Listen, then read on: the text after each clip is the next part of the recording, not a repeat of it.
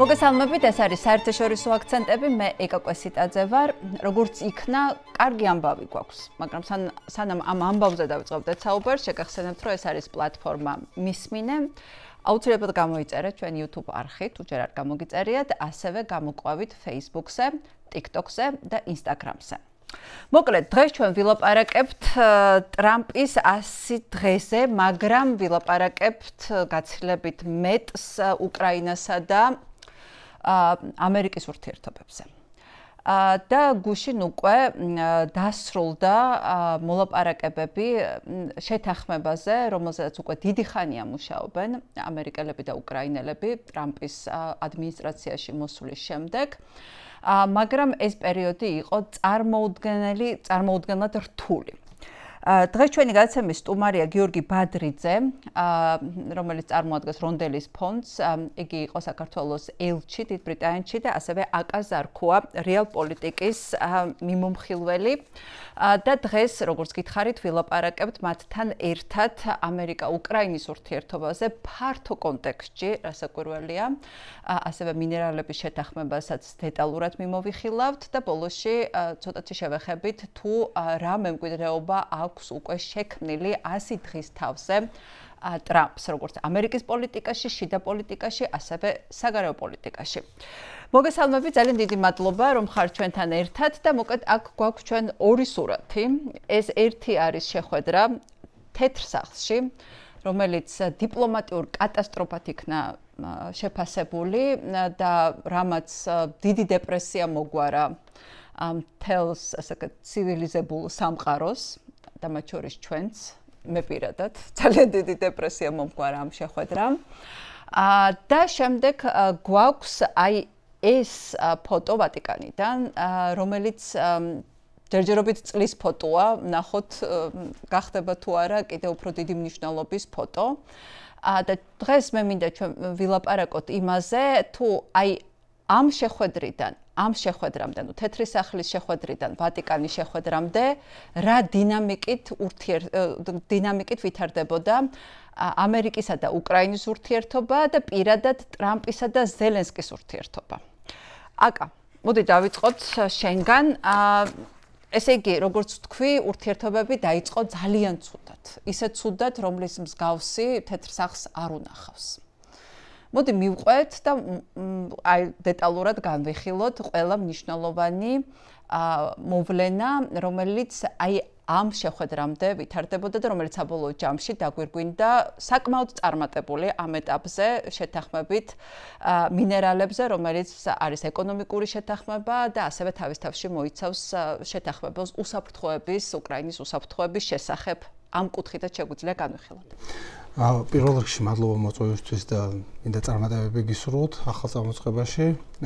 რაც შეეხება საკითხის ხონებას, თუ მოვცემთ, ოდნავ შორიდან დავიწყებ, ანუ მე მგონია, რომ მათ შორის იმ მოვლენებში, რაც 28 თებერვალს ესე ვიხილეთ ყველა, რაც ბევრნაირად შეფასდა და ბევრი შეფასება ახლოს იყო რეალობასთან ჩემი აზრით.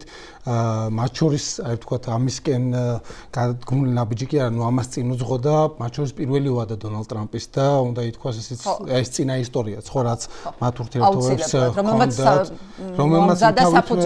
რომელმაც იმთავითვე გააფუჭა, ვთქვათ, რაღაცა ურთიერთობები ამ ორ ადამიანს შორის. ეს დაიწყო, როგორც თქვი, პირველი ვადის დროს, დონალდ ტრამპის პირველი ვადის დროს, მაშინ თქვენ გახსოვთ, იყო ესეთი кейსი, თქვათ, უკრაინის სამხედრო დახმარების დაბლოკვის შესახებ, რომელიც კონგრესს უკვე დამტკიცებული ჰქონდა, დონალდ ტრამპს უნდა გადაეცა და დონალდ ტრამპი ითხოვდა ვოლოდიმირ ზელენსკისგან, როგორც თქვათ, მედიისგან ვიცით და შემდეგ საუბარმაც გამოჟონა, სატელეფონო საუბარმა ზელენსკისთან სატელეფონო საშინაარსიც გახდა ცნობილი.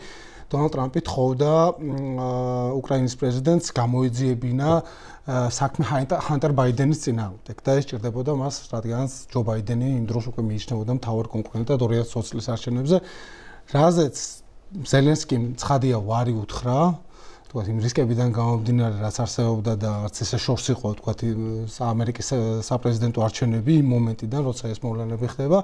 აქედან გამომდინარე მან არ უთხრა, თუმცა მეორე მხრივ პრესასთანაც არ უარყოფდა ყოველთვის თანმიმდევრულად, რომ დონალდ ტრამპი მასზე ზეწოლას ახდენდა, რამენაირად საბოლოო ჯამში მოკლედ რო თქვათ ეს მთელი სატელეფონო საუბარი დასრულდა დონალდ ტრამპისთვის დემოკრატიული პარტიის მიერ ინიციირებული იმპიჩმენტის პროცედურით, რომელიც იყო სულ მესამე მცდელობა, მე მგონი იმ დროისთვის ამერიკის შეერთებული შტატების ისტორიაში და პირველი მცდელობა დონალდ ტრამპისთვის მეორე უკვე 2021 წლის 6 იანვრის შემდეგ აი კაპიტოლიუმზე შტურმს მოყვა და დონალდ ტრამპისთვის ეს უკრაინა თავიდანვე რაღაც ტოქსიკური ხასიათი ჰქონდა აი ამ თემას თვითონ. აქედან გამომდინარე ზელენსკის პირადად და იგივე თქვა ახლა დღეს ყირიმზე რასაც ლაპარაკობს ეს აზრები მას პირველ ვადაშიც რაღაც მსგავსი შინაარსის განცხადებები გავრცელებია პირველ ვადაშიც. ხო, რაც შეეხება ახლა უკვე უშუალოდ 28 თებერვალს და 28 თებერვლიდან დღემდე ნამდვილად ეს იყო რაღაცა ალბათ მიმდინარე საუკუნის უდიდესი დიპლომატიური კატასტროფა, რომლის მსგავსიც არ გვინახავს, მით უმეტეს ესეთი დონის შეხვედრაზე რა შეხვედრაც იყო, აქაც ბევრი შეიძლება საუბარი და შეგვიძლია განვავრცოთ, რატომ მოხდა ის, რაც მოხდა და ბატონ გიორგის თავისი ხედვა ექნება ამ საკითხის. ხო, ანუ მე მგონია, რომ ნებისმიერ შემთხვევაში რაც უნდა ვთქვათ, რომ არ გამიგძელდეს ეს სიტყვა, არის ის, რომ თუ არ არის დავიწყებული ვთქვათ ეს სკანდალი და ეს რაღაც კინოული ფურცელი, კინოული სურათი, რომელიც ჩვენ ვიხილეთ 28 თებერვალს უკრაინის გულშემატკივრებს გულისხმობდა ზოგადად თავისუფლების გულშემატკივრებისთვის ტკინეულს. თუ არ არის დავიწყებული ეს ფურცელი არის გადაშლილი და ვთქვათ რაღაც აი ამ შეთანხმებით, მინერალების შესახებ შეთანხმებით, ამერიკის შეერთებული შტატებისა და უკრაინის ურთიერთობაში შემოდის ახალი დინამიკა. ეს დინამიკა შემოდის მაშინ, როდესაც შესაძლოა ეს იყოს გარდამტეხი მომენტიც კი ამ კონფლიქტის მიმდინარეობისა, ყოველ შემთხვევაში რაც საშუალოვადიან პერსპექტივაში გარდამტეხი და ეს ნამდვილად საჭირო იყო იმ ალიანსისთვის და გარდა ამისა ეს შეთანხმება რეალურ შინაარსს აძლევს ამყარებს ამერიკის შეერთებული შტატებისა და უკრაინის სტრატეგიულ პარტნიორობას. ხო, ანუ კონკრეტულ რაღაცა პროექტებში უნდა გამოიხატოს ეს და ეს ხელშეკრულება ქმნის აი ამის საფუძველს, ასე რომ ვთქვათ. მე მგონია, რომ ნამდვილად ეს არის კიევის დიპლომატიური წარმატება, ბევრი თვალსაჩინო და აქ შეგვიძლია ვთქვათ, რომ პირველ რიგში ყველაზე მტკივნეული პუნქტები რაც იყო, ეს იყო ვალის აღიარება, ეს იყო ასევე საუბარი იმაზე, რომ ამერიკას არ სურდა ვთქვათ შეიარაღების შესახებ კონკრეტული დაპირებების გაცემა. გარდა ამისა ვთქვათ გადანაწილება ამ ფონდის, ხო, ანუ თუ რაღაც პირველადი ვერსია უფრო ანგლო-ირანული ნავთობ კომპანიის კონცესიას გავდა, ხო, რაც შემდგომში BP გახდა უკვე მე-20 საუკუნის დასაწყისში. ეს სრულიად კაბალური თავიდან იყო სრულიად კაბალური შეთანხმება. დღეს ეს არის პარტნიორული შეთანხმება, რომელიც არის ბევრად უფრო ვრცელი და ბევრად უფრო მეტ სფეროს მოიცავს, ვიდრე იშვიათი მეტალების და კრიტიკული მინერალების ათვისება არის და რეალურად ეს უკრაინისთვის იყო ძალიან საჭირო მომენტში ხდება ეს ყველაფერი და ზოგადად ეს გადატვირთვა ვთქვათ რაღაცა ამერიკის შეერთებულ შტატებსა და რუსეთს უკრაინას შორის ნამდვილად საჭირო იყო და მეტად მისასალმებელი არის და როგორც კი, ეხლა მოდი აი დეტალებში ჩავიდეთ, ხო? ამ დინამიკის დეტალებში ჩავიდეთ. ესე იგი, ტრამპის მუდმივად იძახდა ჯერ კიდე არჩევნებამდე, რომ მე რო ვყოფილიყავი, ეს ომი არ დაიწყებოდა. და ყირიმი მოხდა ბარაკ ჰუსეინ ობამას დროს, ამას ჰუსეინს ყოველთვის ხაზს უსვამს და როცა ყირიმზე ლაპარაკობს, აუცილებლად ხაზს გაუსვავს ბარაკ ჰუსეინ ობამას, ასე მოიხსენიებს მას, მახსენდება რაღაცა ნიკანორათან, რაღაცა ესე რომ მოიხსენიებენ ქართული ოცნების წარმომადგენლები თავის ოპონენტებს და ბაიდენმა უკვე ბაიდენის დროს მოხდა, დაიწყო უფრო ფართომასშტაბიანი ომი და ჩემს შემთხვევაში ეს არ მოხდებოდა და როგორც კი მოვა მე 24 საათში ამ ომს დავასრულებ. მაგრამ ეს რასაკვირველია ასე არ მოხდა და ვერც მოხდებოდა და არავის არ ჯეროდა რომ ეს ასე შეიძლება მომხდარიყო. მე თქვა რომ მე ეს ცოტა ხუმრობით ვთქვიო რომ 24 საათში დავასრულებდიო, მაგრამ მისი მიდგომა აი ამ სურათიდან რო დავიწყოთ თეთრი სახლის შეხვედრიდან თითქოს იყო ისეთი რომ მას სურდა ანუ განსაკუთრებული გავლენა მოეხდინა ზელენსკიზე, რაღაცნაირად ის დაემცირებინა, მასზე ქონოდა ძალიან დიდი გავლენა და ამით რაღაცნაირად მოეხერხებინა ის, რომ სამშვიდობო შეთანხმება, რომ ზელენსკის დაიყოლიებდა ყველაფერზე, მიეღწია, ხო? ასე ჩანდა ყოველ შემთხვევაში, ერთი აღქმა არის ასეთი. და მანამდე იყო რომ ზელენსკი არის დიქტატორი მერე იყო რომ ესე ვთქვი, ესე არ მithქვავს რომ დიქტატორი იყო, მერე თქვა რომ პუტინი არის კარგი კაცი და მე მას ვენდობი, რომ პუტინს ვიცი რომ ომი არ უნდა. შემდეგ იყო რომ აი ყირიმი აღიაროს, ანუ ყირიმი მივცეთ რუსეთს და სამშვიდობო შეთანხმება ამ ფონზე გავაფორმოთ, რაზედაც ზელენსკიმ ძალიან დიდი წინააღმდეგობა გაწია. მერე თქვა რომ ზელენსკია კაცი, ყირიმის აღიარებას არ თხოვენ, მაგრამ ზელენსკი ასეთი განცხადებებით სამშვიდობო პროცესს აფერხებს.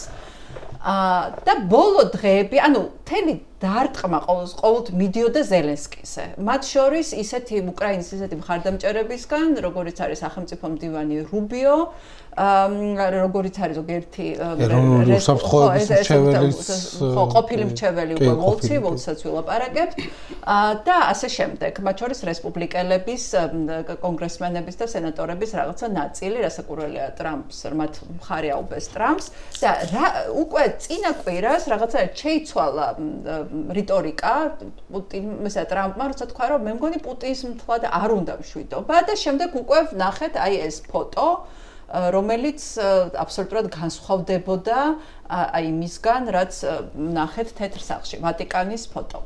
ხო, აი რა როგორ შეიძლება ეს შევაფასოთ ეს დინამიკა? რა ხდება ამ შემთხვევაში და აი რა ხდება ტრამპისთვის?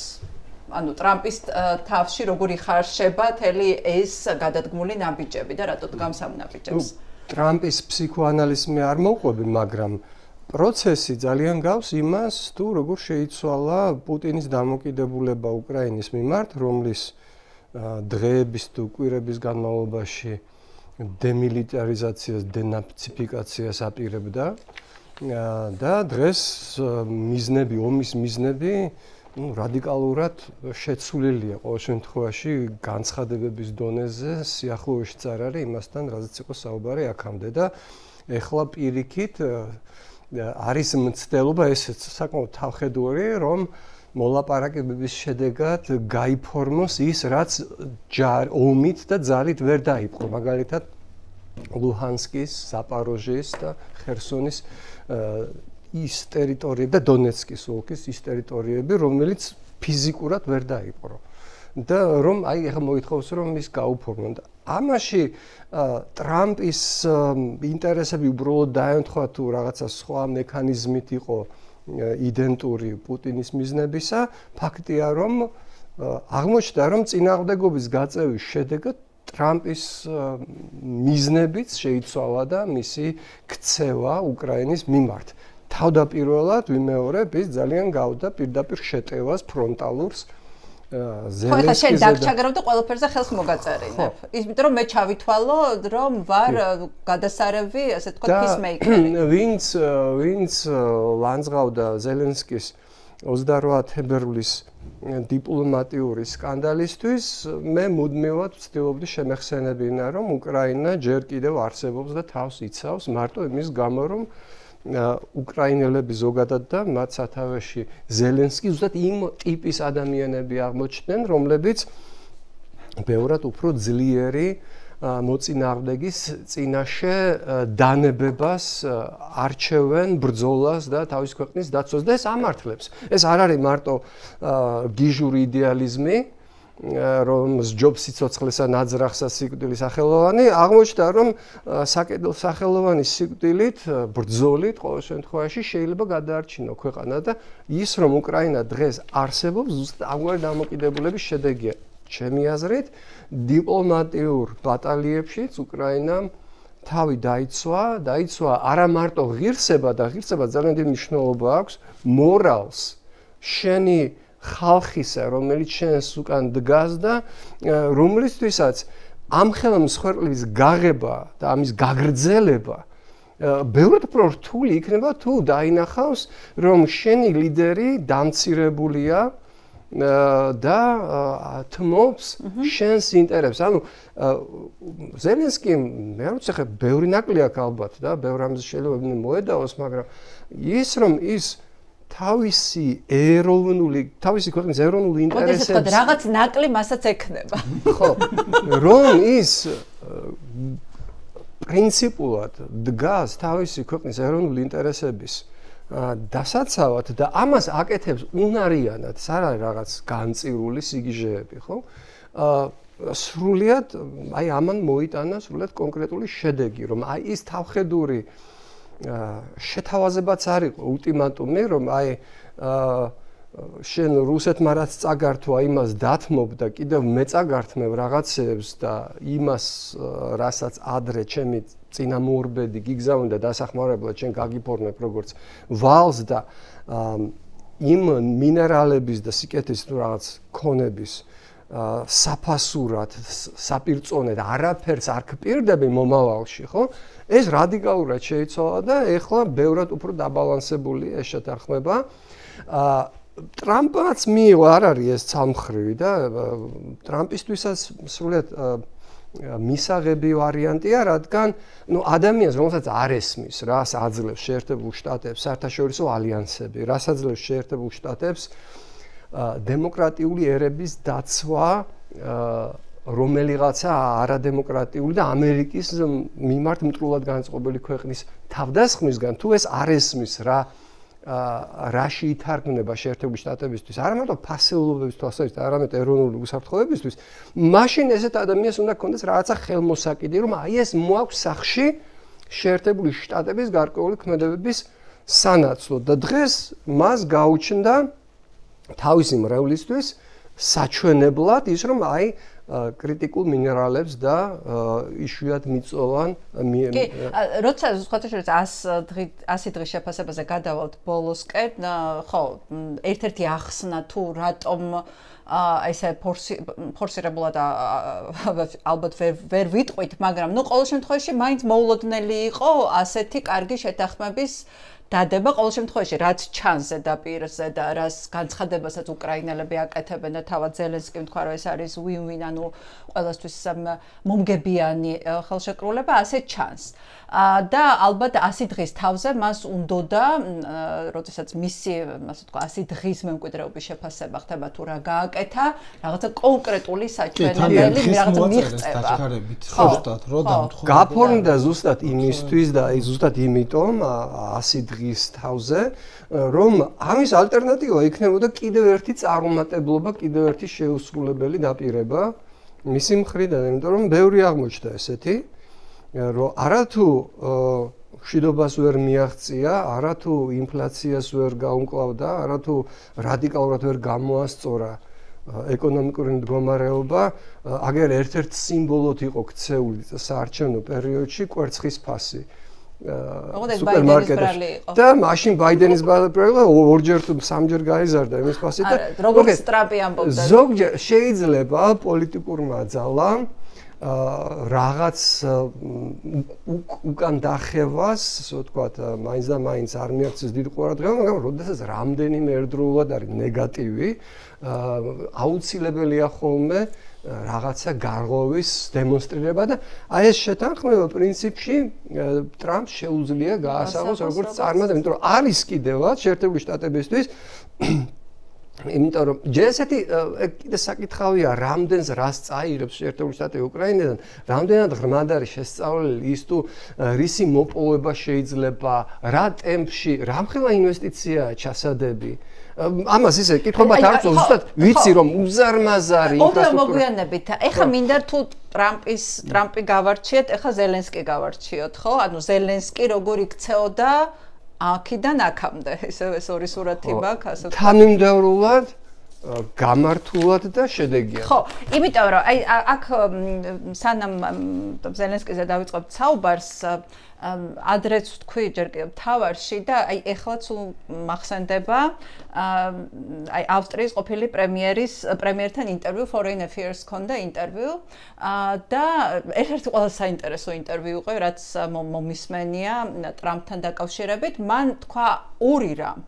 რომ არავის არ კონდეს ილუზია, რომ ტრამპი არ გააკეთებს იმას, რასაც წინასაარჩევნოდ იწახის და ეს გგონიათ, რომ ეს უბრალოდ წინასაარჩევნო პერიოდში ამ რაღაცა პოპულისტურ განცხადებებს აკეთებს და მე ამას აღარ გააკეთებს და მეორე ტრამპთან არავითარ შემთხვევაში არ შეიძლება თავის დახრა და მან თავისი მაგალითი მოიყვანა, როგორი ჩუბეს, რაღაცა high school bully არის. ხო.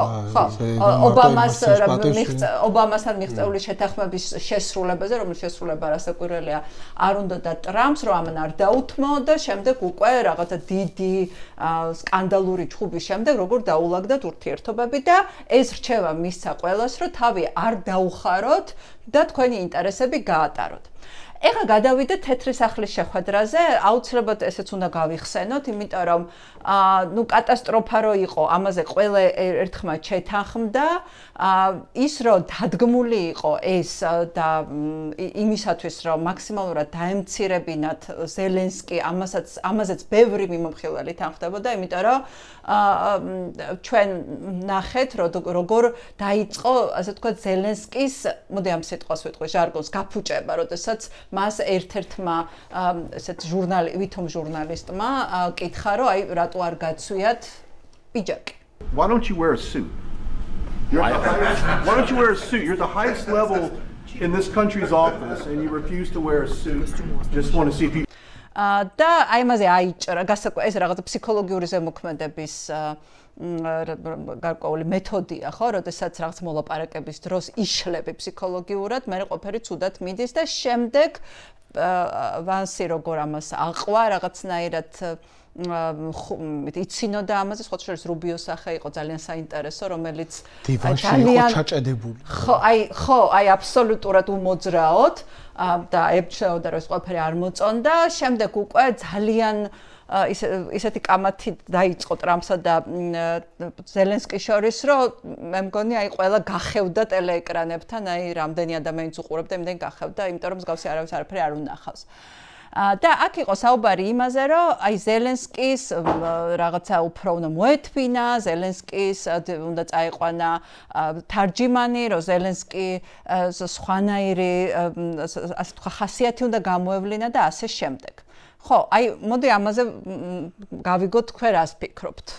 ხო, ანუ მე ჩემი აზრი შეიძლება არა არ დამეთანხმოთ, მაგრამ მე მგონია რომ ეს შეფასებებია ზოგადად. წინამორბედი მოვლენები რო გავიხსენოთ ამ შეხვედრის, მე მგონია რომ როგორც მინიმუმ უკრაინის მხრიდან უკრაინელებისთვის ეს იყო ძალიან სარისკო შეხვედრა, რომელიც ანუ თავის თავში ატარებდა საკმაოდ დაძაბულ ფონზე მიმდინარეობდა, უთანხმოებების, თავდასხმების ფონზე მიმდინარეობდა და მიმდინარეობდა აი ამ რიტორიკული შემოტრიალების ფონზე, ხო რაღაცა სრულად ამოტრიალდა ენა, რომელზეც ეს ადამიანები მეტყველებდნენ, ხო, ამერიკის უმაღლესი მაღალჩინოსნები, ანუ რაღაცა ხედავდით, რომ გაეროში რუსეთის რეზოლუციას უჭერდნენ მხარს, დიდი შვიდეულის განცხადებას ბლოკავდნენ 3 წლის თავზე დიდი ომის დაწყების, ხედავდით კონგრესში გამოსულ რაღაცა მოადგილეებს, პენტაგონის ხელმძღვანელების და სახელმწიფო მდივნის მოადგილეების, რომლებიც ასევე არ ახსენებდნენ სიტყვა შეჭრას. ეს იყო რაღაცა ესეთი დაახლოებით ესეთი მოახდინა თუ არა უკრაინის ოკუპაცია რუსეთმა და დაახლოებით რაღაცა ელემენტარულ რიჟვაძის პასუხი ჰქონდათ რომ მე სპეციალისტებს კითხე. ხო, აი ეს ამ დარგის ექსპერტი არა ვარ. აი დაახლოებით ესე ხდებოდა. ხო, იმიტომ რომ იყვნენ ადამიანები, რომლებიც პირდაპირ ამბობდნენ რომ მე მესმის თქვენ რის თქმას ითხოვთ შემდგომ, მაგრამ ადმინისტრაციის პოლიტიკა არის ამ წამს ესეთი და მე არ მაქვს უფლება რომ ეს თქვა, აქამდეც მისულა ეს საუბრები. მე მგონია რომ ამ თვალსაზრისით იყო ძალიან სარისკო გადაწყვეტილება ზოგადად ამ ვიზიტის მომზადება იმ ფორმით, რა ფორმითაც ეს მოხდა. აკა ის ლინცი გრეჰემიც გავიხსენოთ, რომელიც იყო უკრაინის ყველაზე დიდი მხარდამჭერი, ამბობდა რომ ჩვენ აი ბუდაპეშტის ხო სწორად თუ ამბობ შეთანხმების შეთანხმება უნდა დავიცვათ, როდესაც მემორანდუმი უნდა დავიცვათ, რომ იმ პირობით დათმო ბირთვული იარაღი უკრაინამ, რომ დასავლეთი მას დაიცავდა და ამ პირობას ვერ ვასრულებდა. აი ეს კაცი, რომელიც წინა დღით ხდებოდა დიდი ამბით ზელენსკის, აი ამ შეხვედრის დამთავრების შემდეგ პირველი მივარდა თეთრ სახლთან და თქვა, რომ აი ზელენსკი ძალიან ცუდად მოიქცა, უნდა გადადგეს და იყო ამაზე ანუ არა აქ ნამდვილად არანაირად გამართლებას არ ვცდილობ, უბრალოდ ვცდილობ, რომ რაღაცა რაციონალურად ავხსნა ის, რაც მოხდა ჩემი აზრით. მე მგონია, რომ ასევე შეცდომა იყო მათ შორის თარჯიმნების არ გამოყენებაც, ხო, ანუ რამდენადაც ჩვენ ნახეთ, იქიდან გამომდინარე, რომ ეს ენის ბარიერი ბუნებრივად არსებობს. ამას ვერსად ვერ წაუვალთ, მე მგონია რომ ეს საჭირო იყო მათ შორის უკრაინული დელეგაციისთვის პირველ რიგში რომ აი ამ ემოციებისთვის თქვა რაც ზედმეტი სასუნთქი 10 წამი მოეპოვებინა თვითონ უკრაინელ პრეზიდენტს ეს მგონია რომ ასეთ ვითარებაში ხელსაყრელი იქნებოდა რაც შეეხება იმას ახლა იყო თუ არა ეს რაღაცნაირად დადგმული მე არ მგონია რომ ეს რამენაირად დადგმული იყო მეორე საკითხია რომ ზოგადად თქვათ ესეთი უცნაური ფორმატი რაც ტრამპის ადმინისტრაცია მოიგონა ხმე რამდენადაც ვაკვირდებოდი წარსულ შეხვედრებს სხვა ადმინისტრაციების დროს იყო ჩვეულებრივი ხელის ჩამორთმევა რაც პროტოკოლური შეხვედრა 2 ან 3 კითხვა მაქსიმუმ ჟურნალისტების შეხვედრამდე და შემდეგ უკვე გადადიოდა დახურულ რეჟიმში და შემდეგ შესაძლოა ყოფილიყო ერთობლივი პრესკონფერენცია ეს იყო ესეთი სტანდარტი პროტოკოლის სტანდარტი წლების განმავლობაში ეს სტანდარტი რომელიც ახლა ტრამპმა შემოიღო თუ შეიძლება ამ სტანდარტი უწოდოთ არის რაღაცა ახალი და არის აი მარალაგო სტილისტიკაში ხო ანუ დონალდ ტრამპი არის ადამიანი რომელიც მართალია ბიზნესმენი იყო მაგრამ ის აი ბიზნესმენის პოსტაში ყველაზე წარმატებული იყო არა როგორც უძრავი ქონების მაგნატი არამედ როგორც შოუმენი მისი როგორც უძრავი ქონების მაგნატი 4-ჯერ გაკოტრდა ხო ადამიანი გაკოტრდა და ნუ თქვა რაღაცა ამიტომ ეს შოუს ელემენტი მისთვის 6-ჯერ ხო ანუ ეს შოუს ელემენტი მისთვის ძალიან მნიშვნელოვანია და რა თქმა უნდა ის სცენა რომ ზელენსკი მოდის რაღაცა თავის უფროსთან რომელსაც თხოვს რაღაცას წყალებას თუ პროტექციას თუ რაღაცა ასეთ შენ ეს რა თქმა უნდა პრემედიტირებული იყო რა თქმა უნდა ესეთი ეგრეთ წოდებული კარტინკა ესე იყო შექმნილი და ყველა მიცოდა ყველასთვის ნათელი იყო მეორე საკითხია რამდენად სწორი მომენტი იყო იმაზე სასაუბროდ იმ ფორმაში რაზეც ზელენსკიმ საუბარი დაიწყო რომ თქვენ ანუ მე მგონია რომ მომენტუმი რა იყო როგორ თქვა რაც ვერ აღიქვეს ჩემი ასეთი იყო აი მცვლელების მაგნიტუდა რაც ტრამპს მოყვა და ეს ბუნებრივიცაა ხო ეს არის ადამიანი რომელიც ცხოვრობს 3 წელია სრულმასშტაბიანი ომის პირობებში არის ქვეყნის ლიდერი რომელსაც მისცეს რაღაც შეთანხმების უსაფრთხოების გარანტიები ბუდაპეშტის მემორანდუმით რომელმაც დათმო ატომური შეიარაღება რომელიც 2014 წლიდან არის აგრესიის მსხვერპლი და უკრაინელების აბსოლუტური უმრავლესობისთვის ეს ომი არ არის რაღაცა 2000 ის რაც 2022 წლის 24 თებერვალს დაიწყო. ეს ომი დაიწყო ყოველ შემთხვევაში არმიის корпуს გულისხმობ. ეს ომი დაიწყო 2014 წელს.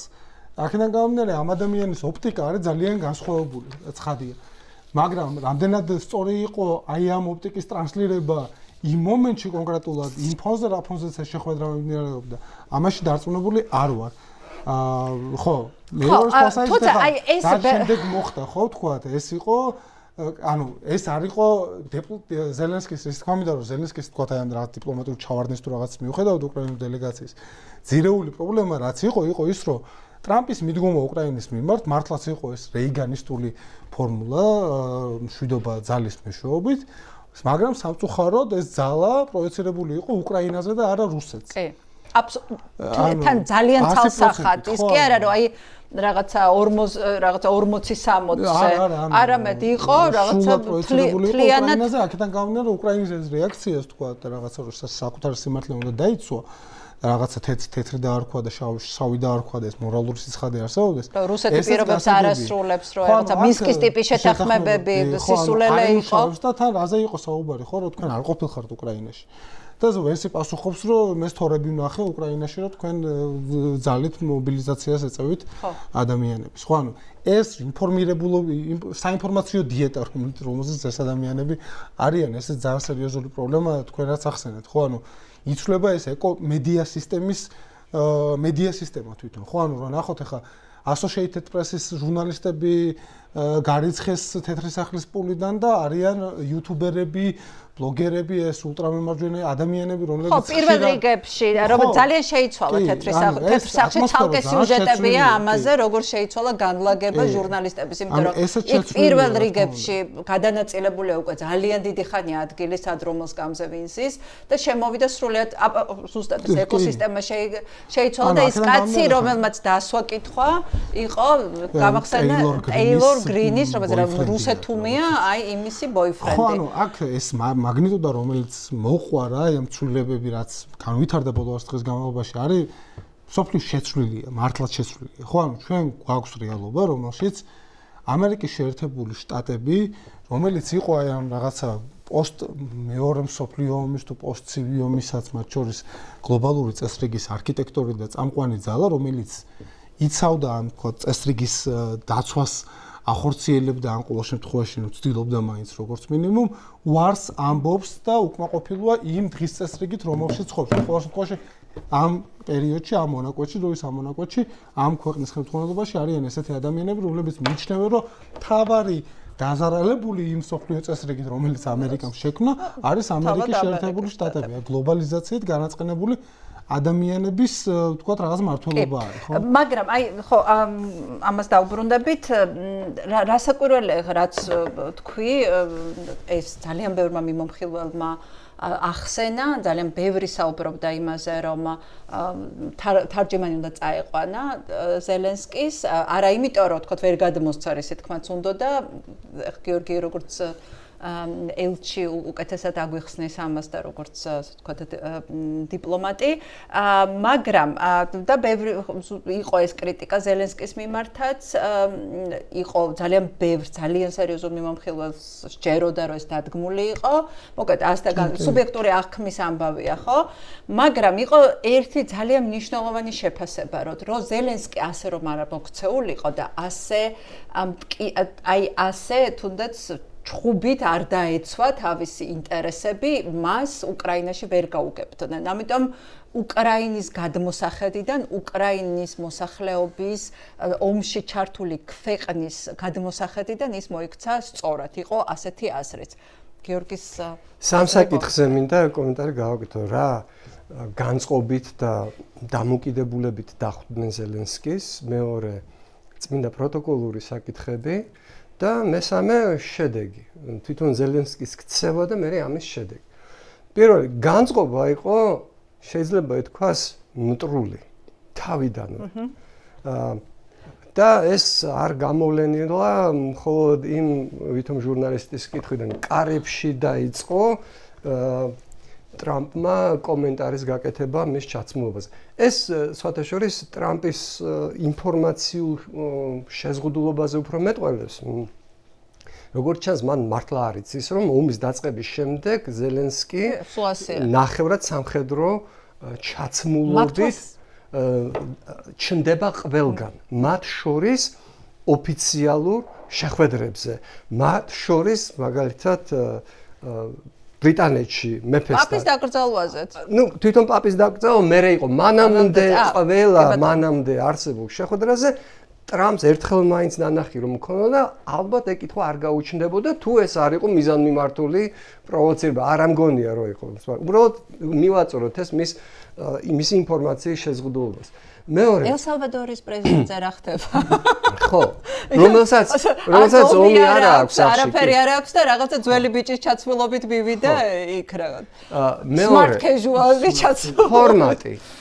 ფორმატზე თქვა უკვე აგერ ჩვენმა კოლეგამ ტრამპის პირობებში ამგვარი შეხვედრები დაემსგავსა ბალაგანს, სრულიად შეცვლილი არის დანიშნულება, იმიტომ რომ მართლა იყო სურათისთვის ერთი-ორი კითხვა პრესიდან და დანარჩენი საკითხების განხილვა არასდროს მიმდინარეობდა კამერების წინაშე. და პროტოკოლს რაც შეეხება შეერთებული შტატების საპრეზიდენტო პროტოკოლთან ძალიან მჭიდრო ურთიერთობა მქონია მე და ჩემს კოლეგებს 2005 წელს უმასპინძლეთ პრეზიდენტის ვიზიტს და ერთი თვის განმავლობაში, ომი თუ არა, ყოველ შემთხვევაში ძალიან სერიოზული, ხშირად დაპირისპირებამდე მისული ურთიერთობა ჰქონდა, იმიტომ რომ იმათ ჰქონდა ძალიან მკაცრი წარმოდგენა იმაზე, თუ რა ფორმით უნდა მომხდარიყო რა და ჩვენ კიდევ ჩვენი ინტერესის ჩადება გვინდოდა და სხვათაშორის ძალიან დიდი წარმატებად იქცევა. ცოტა აჭარულის ცეკვის შეთავაზება გეჭირა. ყველაფერი რაც ხალხმა იხილა იყო, ყველაფერი იყო იმის საწინააღმდეგოდ, რაც ამერიკულ პროტოკოლს უნდოდა, მაგრამ ამერიკულ პროტოკოლს სულ მცირე ყოველთვის ჰქონდა ერთი ძალიან მნიშვნელოვანი ელემენტი, ეს არ არის მარტო პროტოკოლის, არამედ ზოგადად პოლიტიკური სისტემის ელემენტი იყო, რომ ვიცე-პრეზიდენტმა იცის თავისი ადგილი და ის არანაირ პოლიტიკურ განცხადებებს პრეზიდენტის შეხვედრის დროს არ აკეთებს. არასდროს. ეგ კი არა, როდესაც სწორედ იგივე უკვე ხსენებული ჯორჯ ბუშ მეორეს ირჩევდნენ, ცნობილი ამბავია, რომ მისმა მომავალმა ვიცე-პრეზიდენტმა, როდესაც მან შესთავაზა მამამისის ძველ მეგობარს ვიცე-პრეზიდენტობა, ერთგვარ პირობად დაუყენა, რომ ის მიიღებდა მონაწილეობას გარკვეული პოლიტიკური საკითხების გადაწყვეტაში. ოღონდ ისიც არა კამერების წინ, არამედ შიგ და სამზარეულოში. იმიტომ რომ ვიცე-პრეზიდენტის ფუნქცია არ არის აქტიური მონაწილეობა პოლიტიკაში. ამან გადაწყვიტა, რომ თავი გამოეჩინა და ამას რეგულარულად აკეთებს, მაგრამ ყველაზე მეტად ეს გამოჩნდა ზელენსკისთან შეხვედრაზე. აბსოლუტურად არაფერში საჭირო არ იყო ვენსის ჩარევა და მის მიერ ზელენსკისთვის ლექციების კითხვა. უკიდურესად დესტრუქციული ჩარევა. უპატივცემულო, არასწორი, არაინფორმირებული და პრაქტიკულად თავდასხმა იყო ეს ზელენსკიზე და უკრაინაზე. ისევე როგორც უკვე ხსენებული ჟურნალისტის შეგდებული კითხვა, რომელიც უკვე აშკარა იყო, რომ იყო პირდაპირ გულის მოფხანა ტრამპისთვის.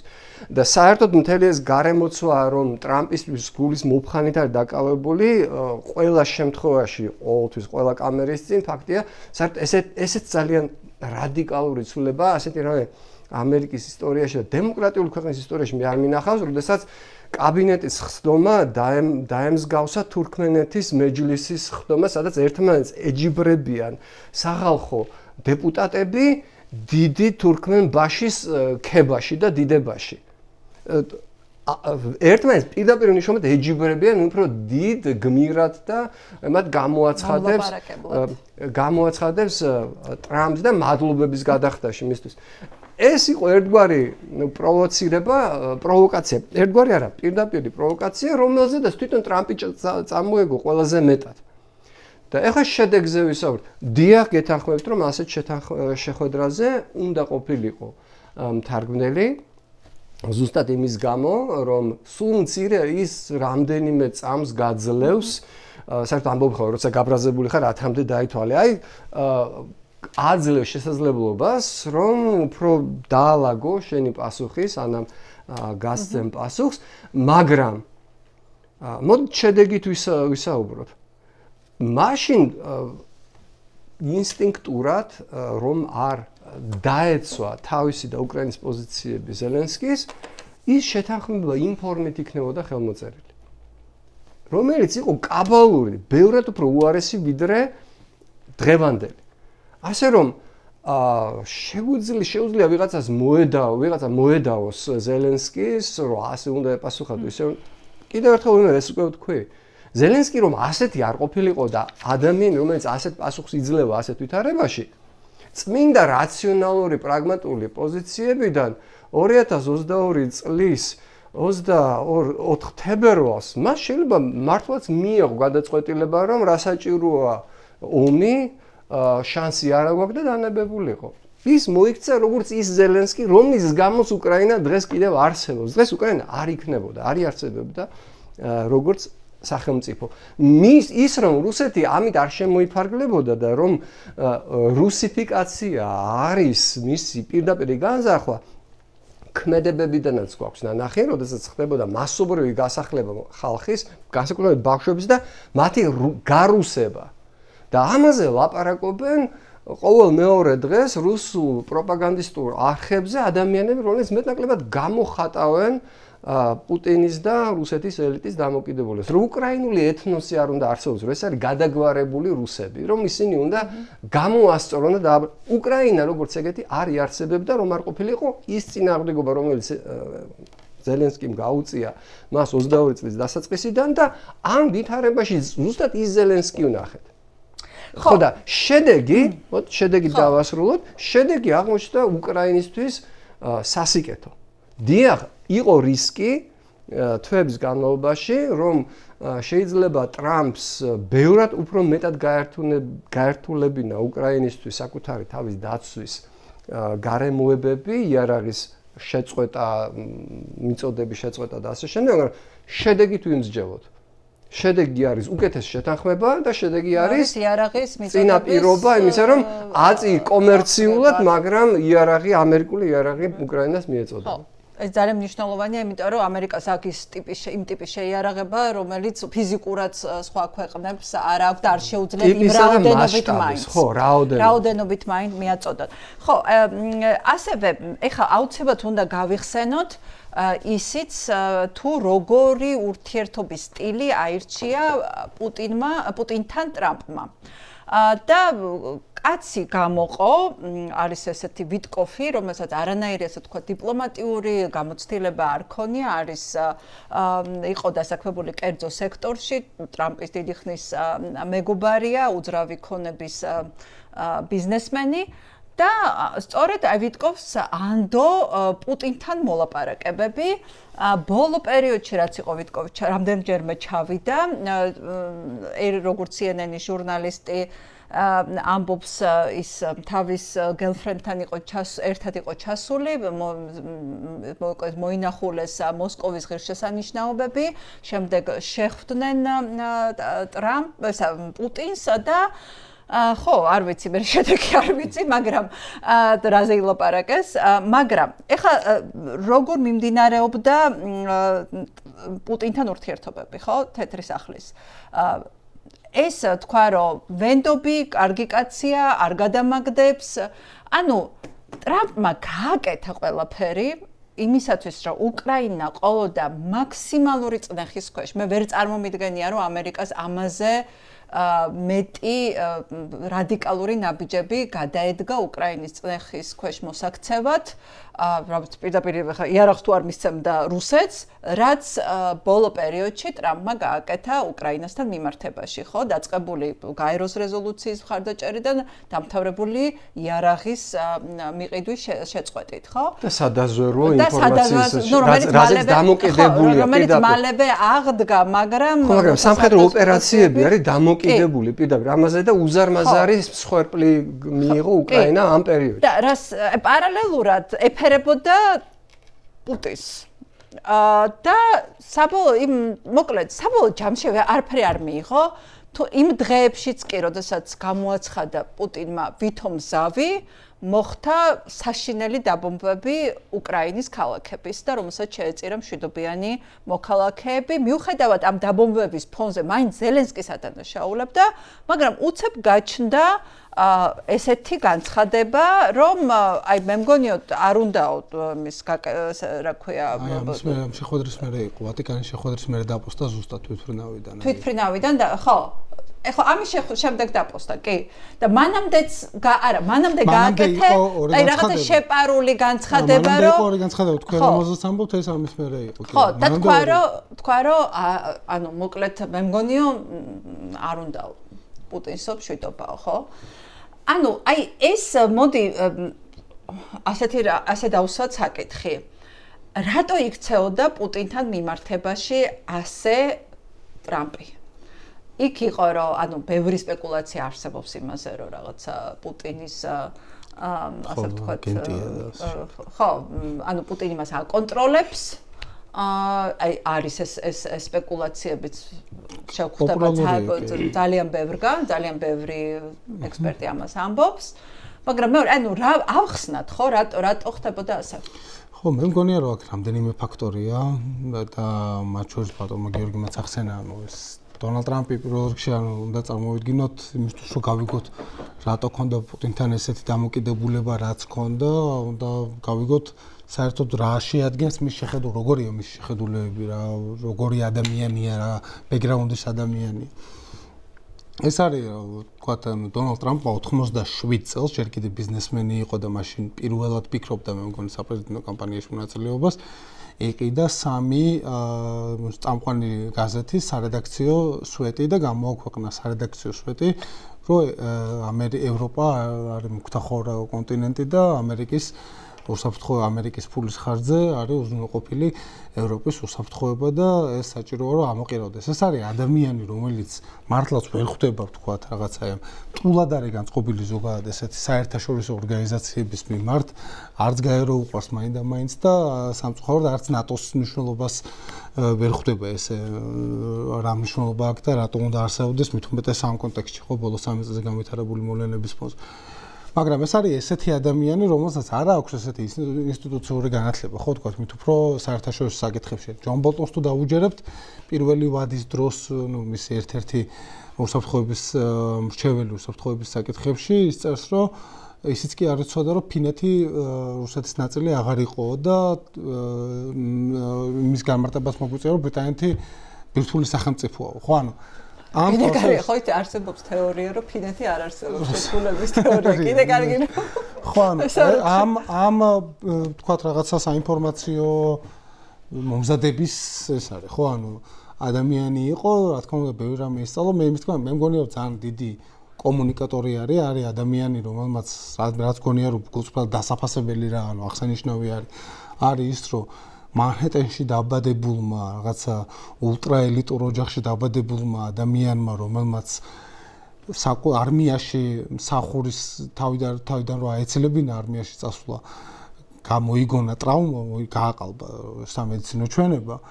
ამ ადამიანმა დღეს მოახერხა პოზიციონირება როგორც აი მუშათა კლასის ჩემპიონის, მათი ინტერესების დამცველის, რაც ჩვეულებრივი ადამიანების და ის ამას ყიდის უპირველესად რამდენადაც არის თქვათ, კარგი კომუნიკატორი, ხო ანუ და ქრისტიანული ფასეულობის დამცველი მაგრამ პუტინთან ურთიერთობებს დაუბრუნდეთ. აი რა დაუბრუნდეთ, ჩემი აზრით, ანუ რატო ყვები ამას ყველაფერს? ანუ ეს არის ადამიანი, რომელსაც ბევრად უფრო მეტად მოწონს ავტორიტარული მიდრეკილების ლიდერები, ძლიერი მმართველები, ალფა მამრები, როგორც აი თქვათ რაღაცა ამ ახალ ულტრამემარჯვენე მაშინ არის ეს რაღაც ცხოველური ისეთი ხო რა ეს მაჩოიზმი რა და ამაზე მეტყველებს ძალიან ბევრი თქვათ რაღაცა მოწმეთა ანგარიშები ამის შესახებ ვის როგორ ექცევა ხო ანუ იგივე თქვათ პუტინთან მიმართებით ეს ესაუბროს მაგრამ იგივე სი ძინპინთან მიმართებითაც დაახლოებით იგივე ლექსიკა აქვს მას რომ ის ჩემი მეგობარია რომ ის დიდი ლიდერია რომ ჭკვიანი ადამიანია და ასე შემდეგ თუ დააკვირდებით ანუ ავტორიტარების მიმართ ბევრად უფრო კომპლემენტარული სტილი აქვს საუბრის ვიდრე ვთქვათ მოკავშირე დემოკრატიული ქვეყნების ლიდერების მიმართ რომლებსაც თავს ესხმის კორეის ლიდერიდან შეგვიყვარდა ერთმანეთი ხო ანუ ეს ხო და მოვაგვარებო მაგრამ როგორებულ არის გონია რომ ვთქვათ რაღაცა იმ ოთახში როცა აღმოჩნდება ის რაღაცა განაწილებს აი ამ იმას რაც მისია და ეს გარიგებას დადებს ასაც ამბობს ხო მისი გარემოცვაც თქვა აი მსხდომებს ეს რომ ეს რაღაცა და წინა დღეს თეთრი სახლის ის იყო რომ he's a supreme commander in chief in making deals რო ანუ ეს გარიგებების დამდები უმაღლესი მთავარსარდალია რა ანუ ეს რაღაცა ახალი ტიტულია ეს არის ეს პრეზიდენტი მოგწონს არ მოგწონს ეს არის რაც არის ეს ადამიანი ხო აქედან გამომდინარე პუტინის მიმართაც მისი სტილი იყო ძირითადად ასეთი პირველ ვადაშიც ასეთი იყო გავიხსენოთ ეს ცნობილი შეხვედრა ძალიან სიმბოლური იყო სხვა შორის სარკეების ოთახში შედგა ფინეთის პრეზიდენტის სასახლეში რომლის დასრულების შემდეგაც გამოვიდა ტრამპი და თქვა რომ პუტინს უფრო ენდობოდა ვიდრე თავის სადაზვერვოს ეს იყო ეს ერთი გარდა ამისა თქვა აქ არის კიდე შეიძლება იყოს იდეოლოგიური განზომილება რა თვალსაჩინო შეიძლება არა პერსონალურად ტრამპზე არამედ აი ამ ახალ მაგაზე ხო რომელიც არსებობს რომელიც შეიქმნა რაც ესეთ ბირთვული რესპუბლიკელი ამორჩეველი ხო რაც არის დღეს ეს არის ის რომ თქვათ მათი რაღაცა ბირთვული იარაღებით ბირთვული იარაღი ეს ცალკე საკითხია ჩემი ბირთვული იარაღებით ჟღერს მაგა ისე დაახასია ხო ბირთვული ამორჩეველი ანუ რომელსაც ამორჩეველთა ბირთვი არის კონსერვატიულ ღირებულებებში და ფასეულობებში მათი მოკავშირე მაშინ როდესაც ეს ვოუკ დემოკრატები ებრძვიან ამ ტრადიციულ ღირებულებებს და მათი წარმოდგენით ეს ცოტა გავს როგორ რაღაც აი მე-20 საუკუნის მეორე ნახევარში რო იყვნენ ესეთი ინტელექტუალები დასავლეთში რომლებსაც მე სასარგებლო იდიოტებს ეძახოდნენ ხო ანუ რაღაცა ადამიანები რომლებიც აღმერთებდნენ საბჭოთა კავშირს არარსებულ საბჭოთა კავშირს როგორც რაღაცა თანასწორობის და პროლეტარიატის კეთილდღეობის ქვეყნად რომელიც არსებობდა ხო ცხადი აქაც დაახლოებით ისეთი სიტუაცია არსებობს ადამიანების ჯგუფი მათ შორის ტრამპის ირგვლივაც რომლებსაც რუსეთი წარმოუდგენიათ ესეთ რაღაცა კონსერვატიული ღირებულებების ბასტიონად და უკრაინას ისინი აღიქვამენ როგორც თქვათ აი ამ ლიბერალების როგორც თვითონ უწოდებენ სათამაშოდ ეს ყველაფერი ჩემი აზრით თავის წილი შექონდა აი ამ დამოკიდებულის ფორმულებაში მაგრამ საბოლოოდ ახლა ხო ანუ რო ამოვიდეთ თქვათ რაღაცა ესეთი სიმყარეებიდან ესე რომ თქვათ ეს არის ტრამპის განცდა ანუ ტრამპი როგორ უყურებს ამ ურთიერთობებს ხო ანუ მაინც რომ რუსეთს აქვს ატომური ბირთვული შეიარაღება ამ თვალსაზრისით ტრამპის პოლიტიკა ბაიდენის პოლიტიკასთან ბევრ რამეში თანხმდრაშია, ხო, როგორც ადმინისტრაციის ბაიდენის მიდგომა იყო, რომ ნებისმიერ პირველი პრიორიტეტი იყო აი ამ ომში პირდაპირ მონაწილეობის არ დაშვება, თავიდან აცილება, იმავენაირად ტრამპის ადმინისტრაციის მთავარი პრიორიტეტი ეხლა არის ასევე რუსეთთან ამ დაპირისპირების თავიდან აცილება. და ანუ ამ ფაქტორების ჯამში იყო შეკრული თქვათ ეს პუტინის მიმართ მისი დამოკიდებულება. მაგრამ იგივე თქვათ შედეგის თვალსაზრისით რომ შევხედოთ, შედეგის თვალსაზრისით მე სამართლიანი მგონია თქვათ რომ ყველაზე უარესი მოლოდინები მიუხედავად თქვათ აი ამ რაღაცა რიტორიკული ჯოჯოხეთისა და ბევრი ობიექტურად სამარცხვინო მომენტისა რომელიც ისტორიაში მაინც ისე შევა როგორც სამარცხვინო ჩემი აზრით რაღაც თვალსაზრისით არ იქნება საამაყო ყოველ შემთხვევაში ამის გახსენება ამერიკელებისთვის მიუხედავად ამისა შედეგის თვალსაზრისით ბევრად უფრო როგორ თქვა ანუ რაღაცა პროგრესი არსებობს და ეს პროგრესი რა შეიგულისხმება მიუხედავად იმისა რომ ამის გაკეთება ალბათ სხვანაირ ფორმებითაც შეიძლებოდა აი მესის გამოსვლა მიუნხენის კონფერენციაზე ტრამპის ამ გამოხდომებმა რომ თქვა არ დავიცავ იმას ვინც საკმარეს არიხდის ნატოს მოკავშირეს და მივიდა იქამდე საქმე რომ როგორც იქნა გერმანიაში ბოლო-ბოლო მოიშალა ეს კონსტიტუციური ვალის ლიმიტი ვიღაცა ევროპული ქვეყნები გამოჩნდნენ ჯერჯერობით არასაკმარისი მაგრამ არსებობენ ქვეყნები რომლებიც ამბობენ რომ ჩვენ მზად ვართ გავაგზავნოთ კი ბატონო მე ბევრ რამეში მივყვები ხა რაც ილაპარაკა აკა მაგრამ მაკლი ერთი რამ არ გვაქვს თუ არა საქმე რუსეთის ფუნდამენტურ უცოდინდრობასთან ზოგადად რუსეთის უცოდი ანუ ის რომ არ გესმის რა არის რუსეთი ეს ყოველთვის იყო ამერიკელების პრობლემა და ამაზე ჩვენ გვახსოვს რა რიჩარდ პაიპსი ცნობილი მეცნიერი და მრჩეველი მათ შორის რეიგანის სულ ლაპარაკობდა და რაღაცა დროს როცა რუსეთთან დალაგების თემა გახდა ძალიან აქტუალური და ტრენდული პაიპსი რაღაცნაირად გაირიყა ხო ამოვარდნილი იყო ამ თავისი შეგონებებით და მე მახსოვს ძალიან საინტერესო ინტერვიუა ჯორჯ შულცთან პაიპსის ორი ლეგენდარული ფიგური ჯორჯ შულცი იყო რეიგანის სახელმწიფო მდივანი და ესეთ რამეს ამბობს რომ მე ვეუბნებოდიო რეიგანიო მეუბნებოდაო რაო რუს ხალხსო არ უნდაო რომ სარეცხის მანქანა ქონდესო და მე ვეუბნებოდიო რომ სარეცხ მანქანაზე ბევრად უფრო მნიშვნელოვანი რაღაცები არსებობს რუსი ხალხისთვის ანუ ის ამერიკელების გაგება იყო ისეთი რომ თუ რაღაც კომფორტს მისცემ თუ რაღაც ცხოვრებას გაუმჯობესებ ამით ისინი კმაყოფილები იქნებიან და არადა მათ იმპერიულ რაღაც მოთხოვნილებებს სხვა რაღაცა სჭირდებათ საკვებად და ეხა ეს კიდევ უფრო ფუნდამენტური რაღაც ცივილიზაციის ვერ გაგება რუსული ცივილიზაციის მაგრამ აქ ამ შემთხვევაში ადმინისტრაციის შემთხვევაში შემოვიდა ელემენტარულ დონეზეც არ ცოდნაც კი აი მაგალითად აი ვიტკოფი ჩავიდა კაცი რომელმაც არაფერი არ იცის ანუ არა აქვს ფუნდამენტური განათლება დიპლომატიის მიმართულებით და პუტინს უზის გვერდით დმიტრიევი და უშაკოვი ორი ადამიანი მოდი ასე ვთქვათ მხეცი რომელმაც აი ისე იციან ამერიკა რომ შეიძლება ამერიკელებმა არ იცოდნენ ისე ამერიკა ხო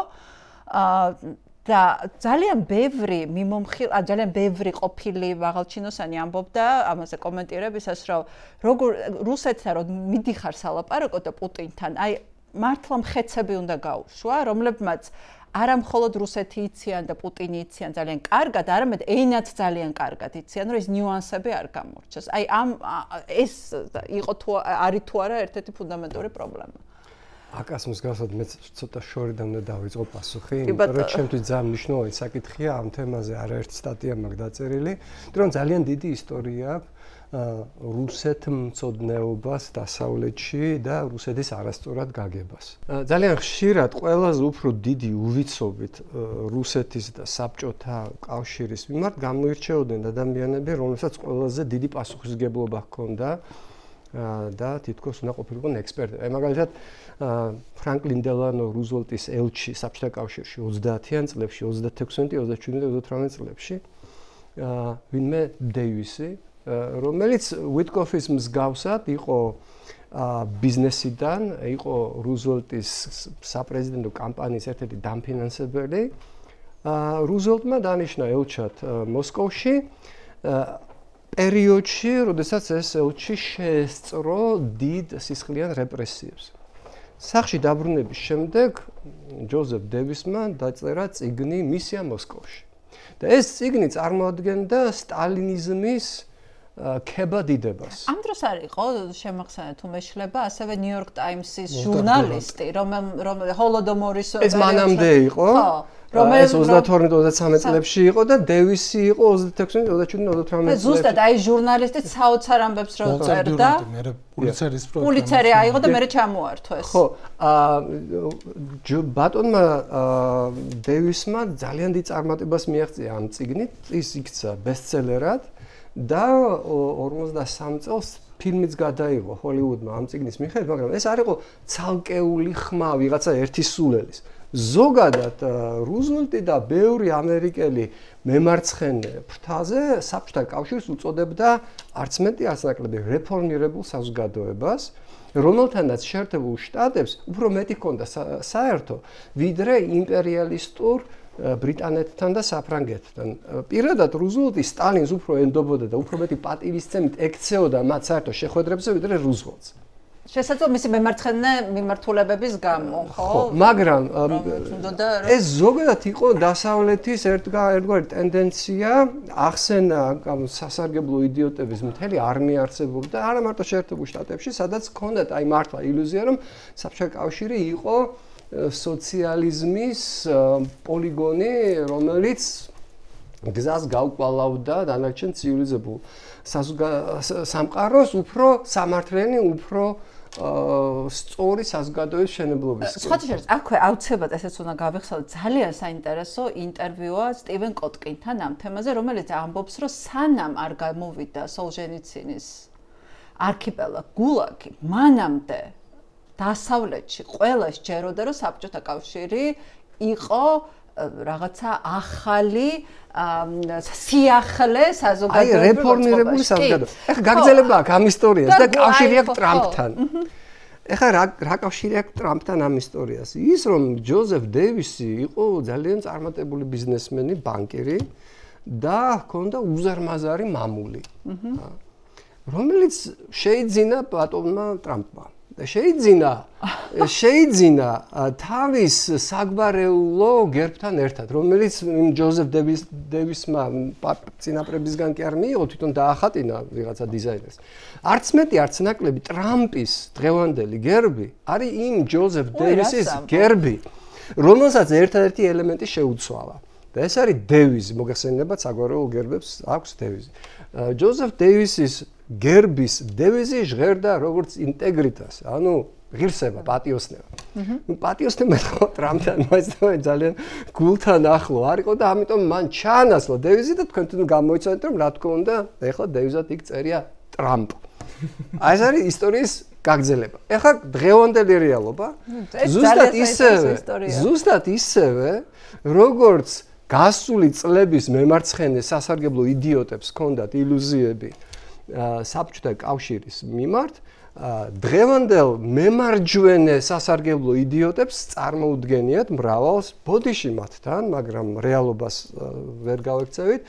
წარმოუდგენიათ რომ მათ აქვთ რაღაცა საერთო იდეოლოგიური სიახლოვე პუტინის რუსეთთან, კონსერვატიული ფასეულობები, ქრისტიანული ფასეულობები. ეს ლაპარაკი არის სოფლიოში ყველაზე უფრო ცინიკურ მატერიალისტ ყოფილ მარქსისტზე, რომელიც დიდი ალბათობით არც იმ მარქსიზმის მიმართ იყო ძალიან გულწრფელად განწყობილი, მაგრამ ის რომ მისი საფასადო ეკლესიურობა მხოლოდ ინსტრუმენტია აი ამ მასაზე ზემოქმედებისა, რომელიც მართლა დაუჯერებლად მორჩილება და ეს მორჩილება არ არის არც პუტინის გამოგონილი, არც საბჭოთა კომუნისტური პერიოდის, ეს არის ისტორიული რეალობა, რომელიც პირველად ფრანგმა დიპლომატმა აღწერა 1762 წელს საფრანგეთის შარჟე დე ფერმა, ანუ დროებით მარწმუნებულმა პეტერბურგში გააგზავნა მოხსენებითი ბარათი, დიდი ხნით ადრე სანამ ჯორჯ კენანი დაწერდა 46 წელს აი გრძელ დეპეშას, სადაც აუხსნა როგორც იქნა შეერთებული შტატების ადმინისტრაცია, ჯერ სახელმწიფო დეპარტამენტს და მე ამან მიაღწია უკვე ტრუმენამდე და ამაზეც უნდა ვთქვა, რატო იყო ტრუმენი ბევრად უფრო სერიოზულად რეალისტი საბჭოთა კავშირისადმი მიდგომაში და არა მისი წინამორბედი რუზველტი. მაგრამ აი ამ ფრანგმა დიპლომატმა კენანამდე დიდი ხნით ადრე გააგზავნა ესეთი ანალიტიკური დეპეშა წერილი პარიზში. სადაც ამბობს ეს რამოზე, ეს რუსეთი არის ძალიან უცნაური ქვეყანა. სადაც ხალხი უბრალოდ დამონებული კი არ არის საკუთარ სახელმწიფოში. ნებაყოფლობით თვითონ არის მიდრეკილი მონობისადმი. მეორე, აქვს უნარი გაუძლოს წარმოუდგენელ სიდუხჭირეს მეტნაკლები ხალისით. და ამის გამო რუსეთის ხელისუფლებას ომის წარმოება უჯდება ძალიან იაფი. ანუ მას ყავს მონების უზარმაზარი არმია, რომელსაც მიახოცავს ნებისმიერ სამხედრო კამპანიაში, რაც ჩვენ მერე მომდევნო ისტორიაში ვნახეთ ბევრჯერ. და ეს ერთ-ერთი ფრთოსან ფრაზად იქცა და ხან ჟუკოვს მიაწერენ, ხან ნიკოლოზ მეორის ერთ-ერთ გენერალს, ხან მანამდე სუვოროვს და ასე შემდეგ, რომ რო აი იცით რა დიდი დანაკარგი გვაქვს ეუნერენ და არა უშავს რუსი ქალები კიდევ გააჩენენ. ეს დიდი ალბათობით ყველა პერიოდს ეკუთვნის და შეიძლება არც ერთი არ არის ორიგინალური ამის მთქმელი. მაგრამ მაშინ იყო ჯერ კიდევ აღმოჩენილი ზოგიერთი დამკვირვებლისთვის, რომ რუსეთს აქვს აი ესეთი თავისებურება, რომ პირველი ვისაც რუსული ხელისუფლება მონობაში იპყრობს, ეს არის საკუთარი მოსახლეობა და ოღონდ განსხვავება ეს არის, რომ ეს მოსახლეობა რატო არ ეწინააღმდეგება ხალისით მონაწილეობს ამ მონურ სისტემაში. და როდესაც ამბობდი შენ რომ აი როგორ არ უნდა რუსს რომ გქონდეს სარეცხი მანქანა, სარეცხი მანქანა უნდა, მაგრამ მისი დარწმუნება შესაძლებელია, რომ იცი შენ ეხლა არ გექნება სარეცხი მანქანა და აუცილებელია რომ ჩვენ მოვიგერიოთ ვიღაცა ბოროტი გარე ძალები და რუსეთის სიდიადე უფრო მნიშვნელოვანია და თანახმაა რომ არ გქონდეს სარეცხის მანქანა, მაგრამ მისი ბრძანებელი იყოს უფრო დიადი. ხო და აი დღეს არის აი აქვე და ვიდეოსაც ვაჩვენებთ აი ზუსტად აი ფანტასტიკურად ხსნის რაც თქვი გიორგი რასაც ვნახავთ ახლა ამ ვიდეოში როცა შვილმკვდარი დედები თუ ან ქალები რომელსაც ქმრები დაეხოცა და აბსოლუტურად გაუგება ომში რომელსაც არანაირი მიზანი არ აქვს და მათთვის არანაირი სარგებელი არ მოაქვს კონკრეტული როგორ იღვრებიან მადლობად პუტინთან და ეუბნებიან რომ მადლობა პრეზიდენტო Спасибо еще раз вам, Владимир Владимирович, за все. Я вас благодарю сердечно. Спасибо. Спасибо. Спасибо. Спасибо. მადლობა პრეზიდენტო. ეკა ეს შეიძლება ვიღაცამ თქვას რომ ნუ აი კრემლის პროპაგანდა და დადგეს და საერთოდ ეს რომ კრემლის პროპაგანდა ამას აჩვენებს მეტყველებს ბევრ რამეს მაგრამ მოდი წარმოვიდგეთ აი მაგალითად ჩემ სტუდენტებს ვისაც ვცდილობ ავუხსნა რუსეთის საგარეო პოლიტიკის მამოძრავებელი ფაქტორები მე მათ სხვა ინტერვიუს ვაჩვენებ ხოლმე ეს ჯერ კიდევ აი ამ ბოლო ომამდე არის ჩაწერილი რომელიღაცა პროვინციულ ქალაქში თუ დასახლებაში ბლოგერი თუ ჟურნალისტი აჩერებს ქუჩაში გამნოლ ვიღაცა ტიპს და ეკითხება როგორ ცხოვრობ კმაყოფილი ხარ შენი ეკონომიკური მდგომარეობით და ის იწყებს ჩივილს რომ აი რას ქვია კმაყოფილი ვარ 40 წელს გადაცილებული ვარ და დედაჩემის პენსიაზე მიწევს ცხოვრება სამსახური არ არის იქ რაღაცა და შემდეგი კითხვა ესე იგი თქვენ უკმაყოფილო ხართ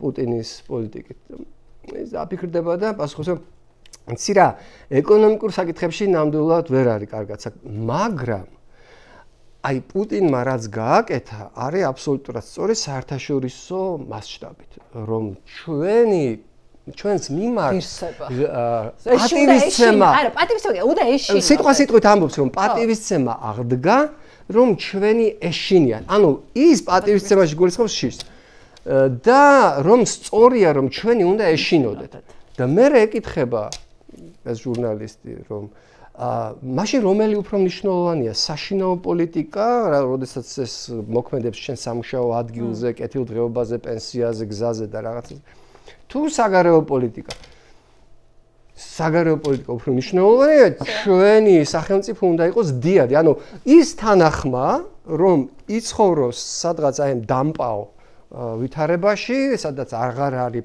პოლიკლინიკა, სადაც არ არის გზები, სადაც არ აქვს, სადაც ვიღაცები იხჩობიან ჩეჩმაში პირდაპირ მნიშვნელობით, რეგულარულად, მაგრამ ისი ბატონი უნდა იყოს ძლიერი და დიადი და მისი უნდა შეიძლება. და ეს ერთგვარი დაკვეთა იყო პუტინს, ეგ მიიღო, ხო, ამაშივე შედის ის, რომ 100,000-ობით რუსი ბიჭი შეიძლება იყოს ჩახოცილი რაღაცა ომში, რომლისგანაც ის არაფერს არ მიიღებს კარგს, მისი ბატონი იქნება უფრო დიადი. ხო და რო დაუბრუნდეთ ჩვენ საკითხს, დღევანდელი დამოკიდებულება გარკვეული ტიპის ადამიანებს, რომ მათ აქვთ ეს ილუზია, რომ რაღაცა საერთო გააჩნიათ რუსეთის ფასეულობებთან, დუგინის მიერ ჩამოყალიბება რაღაც სინთეტურ ნახევარ რელიგიასთან, მათ სიბრიყვეზე და შეზღუდულობაზე მეტყველეს, მაგრამ ეს სამწუხაროდ არის ერთგვარი ისტორიული ტრადიცია. აი მაგალითად და არ არის შემოზღუდული ეს ტრადიცია ამერიკით, სადაც განსაკუთრებულად ცოტა იცის, მცირე რაოდენობა მიცის ადამიანებისა ელემენტარული ფაქტები ისტორიაზე, გეოგრაფიაზე. ნუ ეს ცალკე ამბავი ამერიკის. 10 წლების განმავლობაში გერმანიაში ჩამოყალიბდა ეს დამოკიდებულება და საერთაშორისო ტერმინად იქცა Die Russlandversteher, ვისაც ესმის რუსეთის. და ეს როგორც ეს იყო ხალხი, რომელსაც ყველაზე ნაკლებად და არასწორად ესმოდა რუსეთის. კი ბატონო, და ეხლა სხვათა შორის საინტერესო, მოდი რაზე გადავიდეთ ამ შეთანხმების განხილვასთან ერთად. რეალურად რა უნდა ეხლა პუტინს? უნდა თუ არა, რომ დაამთავროს ეს ომი, იმიტომ რომ მან ძალიან გაუჭერდა ამ ომის წარმოება და დღეს მის ინტერესშია, ყველანაირ ინტერესშია, რომ ეს ომი დაასრულოს, ოღონდ დაასრულოს ისე, რომ სახე მთლიანად გადაირჩინოს და ამის შეთავაზებას აპირებდა მისთვის ტრამპი. ამაზე უნდა მოგვიანებით, მანამდე მოდი ვილაპარაკოთ იმაზე, რეალურად, ხო, აი გადავიდეთ ახლა ამ შეთანხმებაზე, ეს შეთანხმება გარდა იმისა, რომ ფურცელზე კარგად გამოიყურება, ნორმალურად გამოიყურება უკრაინისთვის, ნამდვილად რეალურად უფრო პოლიტიკური ამბავია. თუ აქვს ამას თავისი ეკონომიკური გაგრძელებაც, იმიტომ რომ დაიწყო გიორგიმ ამაზე ლაპარაკი და უთხარი რომ ამაზე ცალკე ვილაპარაკებ, თქო, აი ეს მინერალების ამბავი, რამდენად, ანუ ხელშესახებია ეხლა ეს მინერალები. ხო, ანუ ეს მინერალები აქ შეიძლება ისეთი ანალოგია მოვიყვანოთ, მსგავს შეთანხმება გააფორმეს ავღანეთთანაც, მე მგონი თან თუ ვშტები ტრამპის პირველ ვადაში იშვიათი მინერალების ათვისების შესახებ. იქაც რაღაცა ესეთი დიდი მარკეტინგული კამპანია ახლა მისცი. ხო, ანუ რაც შეეხება მინერალებს, ყოველ შემთხვევაში მე რაც მაქვს რუკა ნანახი და რაღაც ადგილობრივი გეოლოგიური ინსტიტუტის მონაცემებით და ამ შემდეგ რაღაც საუბარი არის დაახლოებით 10 ტრილიონის ღირებულების ამ იშვიათმიწოვან მინერალებზე, რომლებიც შესაძლოა იყოს თქვა რაღაცა ყველაფერი დაწყებული ტიტანიდან, თქვა რაღაცა თანამედროვე ტექნოლოგიები, ლითიუმით და ასე შემდეგ, რაც თანამედროვე ტექნოლოგიებისთვის არის აუცილებელი, ხო. ამ მარაგების დიდი ნაწილი მდებარეობს უკვე ოკუპირებულ აღმოსავლეთში, ან მაგალითად ეხლა მინარევს ბრძოლები პოკროვსკის შემოგარენში არის ერთ-ერთი სოფელი შევჩენკო, სადაც ლითიუმის დიდი მარაგები ან ფრონტის ხაზთან საკმაოდ ახლოს. და ბევრი რუსეთის კონტროლირება დაერქვა. ეს არ არის შეთანხმება, რომლის შედეგებსაც და რომლის რაღაცა ესეთ ყისიერ თქვა რაღაცა ადგილზე მოპოვებას და ასე შემდეგ ჩვენ ვნახავთ დღეს ან ხვალ. ეს არის 10 წლეულების მაღალი ალბათობით საქმე, ხო, ამის მოპოვება, იქ ასათვალისწინებელია რისკები იმის შესახებ, რომ კერძო კომპანიები თქვა ესეთ ჯერჯერობით ვოლატილურ სიტუაციაში, სადაც ფრონტის ხაზი იცვლება და არა საბოლოოდ ჩამოყალიბებული და არ არსებობს ცეცხლის არ განახლების გარანტიები, ფულს უფრო ნელად ჩადებენ, თქვა გაწელავენ პროცესს და ასე შემდეგ. ეს არის ერთი მხარე, მაგრამ ამიტომ მე მგონია, რომ რეალურად თქვა დღევანდელი დღის კონტექსტში ეს ბევრად უფრო მეტად არის, რა თქმა უნდა, პოლიტიკური სიმბოლიზმის და რაღაცა თუნდაც პოლიტიკური მექანიზმების მატარებელი და პირველ რიგში რაც აქ უნდა აღინიშნოს არის ის, რომ თქვა ეს ხელშეკრულება ითვალისწინებს იმას, რომ თუ კი უკრაინის შენატანია ერთობლივ ფონდში, უკრაინულ-ამერიკულ ფონდში, რომელსაც ორივე მხრიდან სამ-სამი მმართველი ეყოლება და რომლის ინვესტიციების და შემდეგ ამონაგებიც ასევე თანაბრად განაწილდება უკრაინასა და ამერიკას შორის, აი ამ ფონდში უკრაინის შენატანი იქნება ვთქვათ აი ამ რესურსების სახით და ამ რესურსების გაყიდვიდან მიღებული თანხის სახით და ამერიკის შენატანები ფიქსირებულია შეიარაღების სახით. ანუ კონტრიბუცია ამერიკის შეერთებული შტატების ამ ფონდში გამოხატული იქნება შეიარაღების სახით, რაც იყო ალბათ უკრაინელების მთავარი მოთხოვნა ჩემი აზრით, ხო, ანუ ამ პირობებში ალბათ აი ვალის აღიარებასთან ერთად, რომელი უფრო არ აღიარებასთან ერთად, რომელი უფრო მნიშვნელოვანი იყო, არ ვიცი, აქ უნდა ვახსენოთ ისიც რამაც. კიდე კარგად რომ გამოვატოთ, აქამდე ტრამპი ითხოვდა, რომ რაც დაგახარჯეთ, ის უნდა დაგვიბრუნოთ, მაგრამ დღეს ამაზე საუბარი არ არის და ასევე მოიხსნა შეზღუდვა იარაღის მიყიდვაზე ჯერჯერობით ფულის გადახდის სანაცვლოდ, მაგრამ ფულის გადახდის, მაგრამ აი ამ შეთანხმება უნდა უზრუნველყოს ეს ახალი მექანიზმი, რომლითაც თქვათ ეს ფორმატი ჩამოყალიბდება, რა ფორმატშიც უკრაინა მიიღებს შეერაღებას. გარდა ამისა, რაც ამას რუსეთში ასევე უკმაყოფილება გამოიწვია და კითხვები გამოიწვია, ეს იყო ამ შეთანხმების გაფართოება ინფრასტრუქტურულ პროექტებზე, ტრანსპორტის პროექტებზე და ნახსენები იყო პორტებიც, რაც უკრაინის დღევანდელი თქვათ ბრძოლის ველზე არსებული ვითარების გათვალისწინებით პორტებზე რო საუბრობთ, მაღალი ალბათობით საუბარი არის ძირითადად მაინც ოდესის პორტზე, ხო, რომელიც არის მთავარი ლოჯისტიკური არტერია უკრაინული ეკონომიკისთვის ამ პირობებში, ხო, შავ ზღვაზე გასასვლელი მთავარი წერტილი არის. რამაც ასევე გამოიწვია რუსეთში უკმაყოფილება და სხვა შორის პატრუშევი, რომელიც ეხლა უკვე რაღაც საზღვაო კოლეგიის ხელმძღვანელია და პრეზიდენტის, ანუ პუტინის თანაშემწეა გემჩენებლობის საკითხებში, ქონდა დიდი ინტერვიუ და ეს მანამდე იყო ასევე შოიგუს ინტერვიუ და რაღაცა ისე ვთქვათ აი ამ დაძაბულობის ფონზე, ტრამპის მხრიდან შესული რიტორიკის ფონზე, ასევე რუსეთის მხრიდანაც რაღაცა ეს ქორები, ქაური ქორებიც გამოჩნდნენ ასპარეზზე და იქ საუბარი იყო მათ შორის პატრუშევის ინტერვიუში, რომ გამორიცხულია ოდესის მომავალი უკრაინის კიევის რეჟიმთან, როგორც თვითონ თქვა. ანუ ეს თვითონ რომ ეს გაფართოვდა ამ შეთანხმებით და არ მოიცავს მხოლოდ იშვიათ მინერალებს, მოიცავს ასევე ახალ საბადოებს, ნავთობისა და გაზის, ასევე ინფრასტრუქტურულ და ლოჯისტიკურ პროექტების განვითარებას. თვითონ ეს არის ძალიან დადებითი ფაქტორი, რამაც შესაძლოა, ანუ ხუზის ეფექტი შეასრულოს ამერიკული ინტერესებისთვის უკრაინაში. იმ ხუზის, რომელსაც ეს ურთიერთობა, რომელსაც ფიქსირებული იქნება და რასაც დაშენდება უკვე შემდგომ იქნება ეს სამხედრო ინდუსტრიულ სფეროში თანამშრომლობა თუ წმინდა ეკონომიკურ, თქვათ რაღაცა ვაჭრობის საკითხებზე. ეს არის ძალიან მნიშვნელოვანი, რა თქმა უნდა, ეს შეთანხმება არ არის იდეალური, ხო, ანუ არ არის ის, რასაც თქვათ უკრაინელები თავისი ხელით დაწერდნენ, რა თქმა უნდა. პირველ რიგში აქ გულისხმობ იმას, რომ აი ამ უსაფრთხოების გარანტიების საკითხში, რაც ჩემი აზრით უკრაინისთვის პრინციპული არის, უფრო მეტად პრინციპული ვიდრე თქვათ რაღაც დე-ფაქტო რეალობის აღიარება. იმიტომ რომ ყველა ხვდება ახლა 2023 წლის კონტრიერიშის ჩავარდნის შემდეგ სამწუხაროდ გასაგები გახდა რომ რაღაც ტერიტორიულ დათმობებზე უკრაინას წასვლა მოუწევდა. ეს უბრალოდ რაღაცა ყოველ შემთხვევაში საშუალოვანი პერსპექტივაში ეს არის მოცემულობა. აქედან გამომდინარე უკრაინისთვის ეს უსაფრთხოების გარანტიების ნაწილი შესაძლოა ყოფილიყო და სასურველი ყოფილიყო ბევრად უფრო მკაფიო, ფორმულირებული და თქვათ ასე ვალდებულებების ნაწილში. ესე არ არის, თუმცა მაინც ეს რა თქმა უნდა წარმოადგენს დამატებით თქვათ რაღაცა ბერკეს, რაც უკრაინამ ამ შეთანხმებით მიიღო და ჩემი აზრით აი ამ 28 თებერვლის შეხვედრის ფონზე ესეთი დასასრული, ესეთი ფინალი ცოტა თუ ივარაუდებდა 28 თებერვალს ამას, ხო? ეს ნამდვილად არის კიევის წარმატება, ნამდვილად შემიძლია დავეთანხმო ბატონ გიორგის, რომ თქვა დიპლომატიური სკანდალის მიუხედავად რაც ამას მოყვა, წმინდა შედეგის თვალსაზრისით ჩვენ ნახეთ, რომ არ დათმობა რა, ანუ რაღაცა ესეთ კაბალურ პირობებზე და ღირსების ამკვრალ პირობებზე, ისეთ პირობებზე, რომელსაც უბრალოდ დემოკრატიულად არჩეული ლიდერი ვერც წავა, ხო, ანუ აქ საუბარი არის შიდა შეზღუდვაზე. ვერ ზელენსკი მიიღებდა იმ შეთანხმებას და ვერ ზელენსკის ადგილას მოსული რომელიმე სხვა უკრაინელი ლიდერი.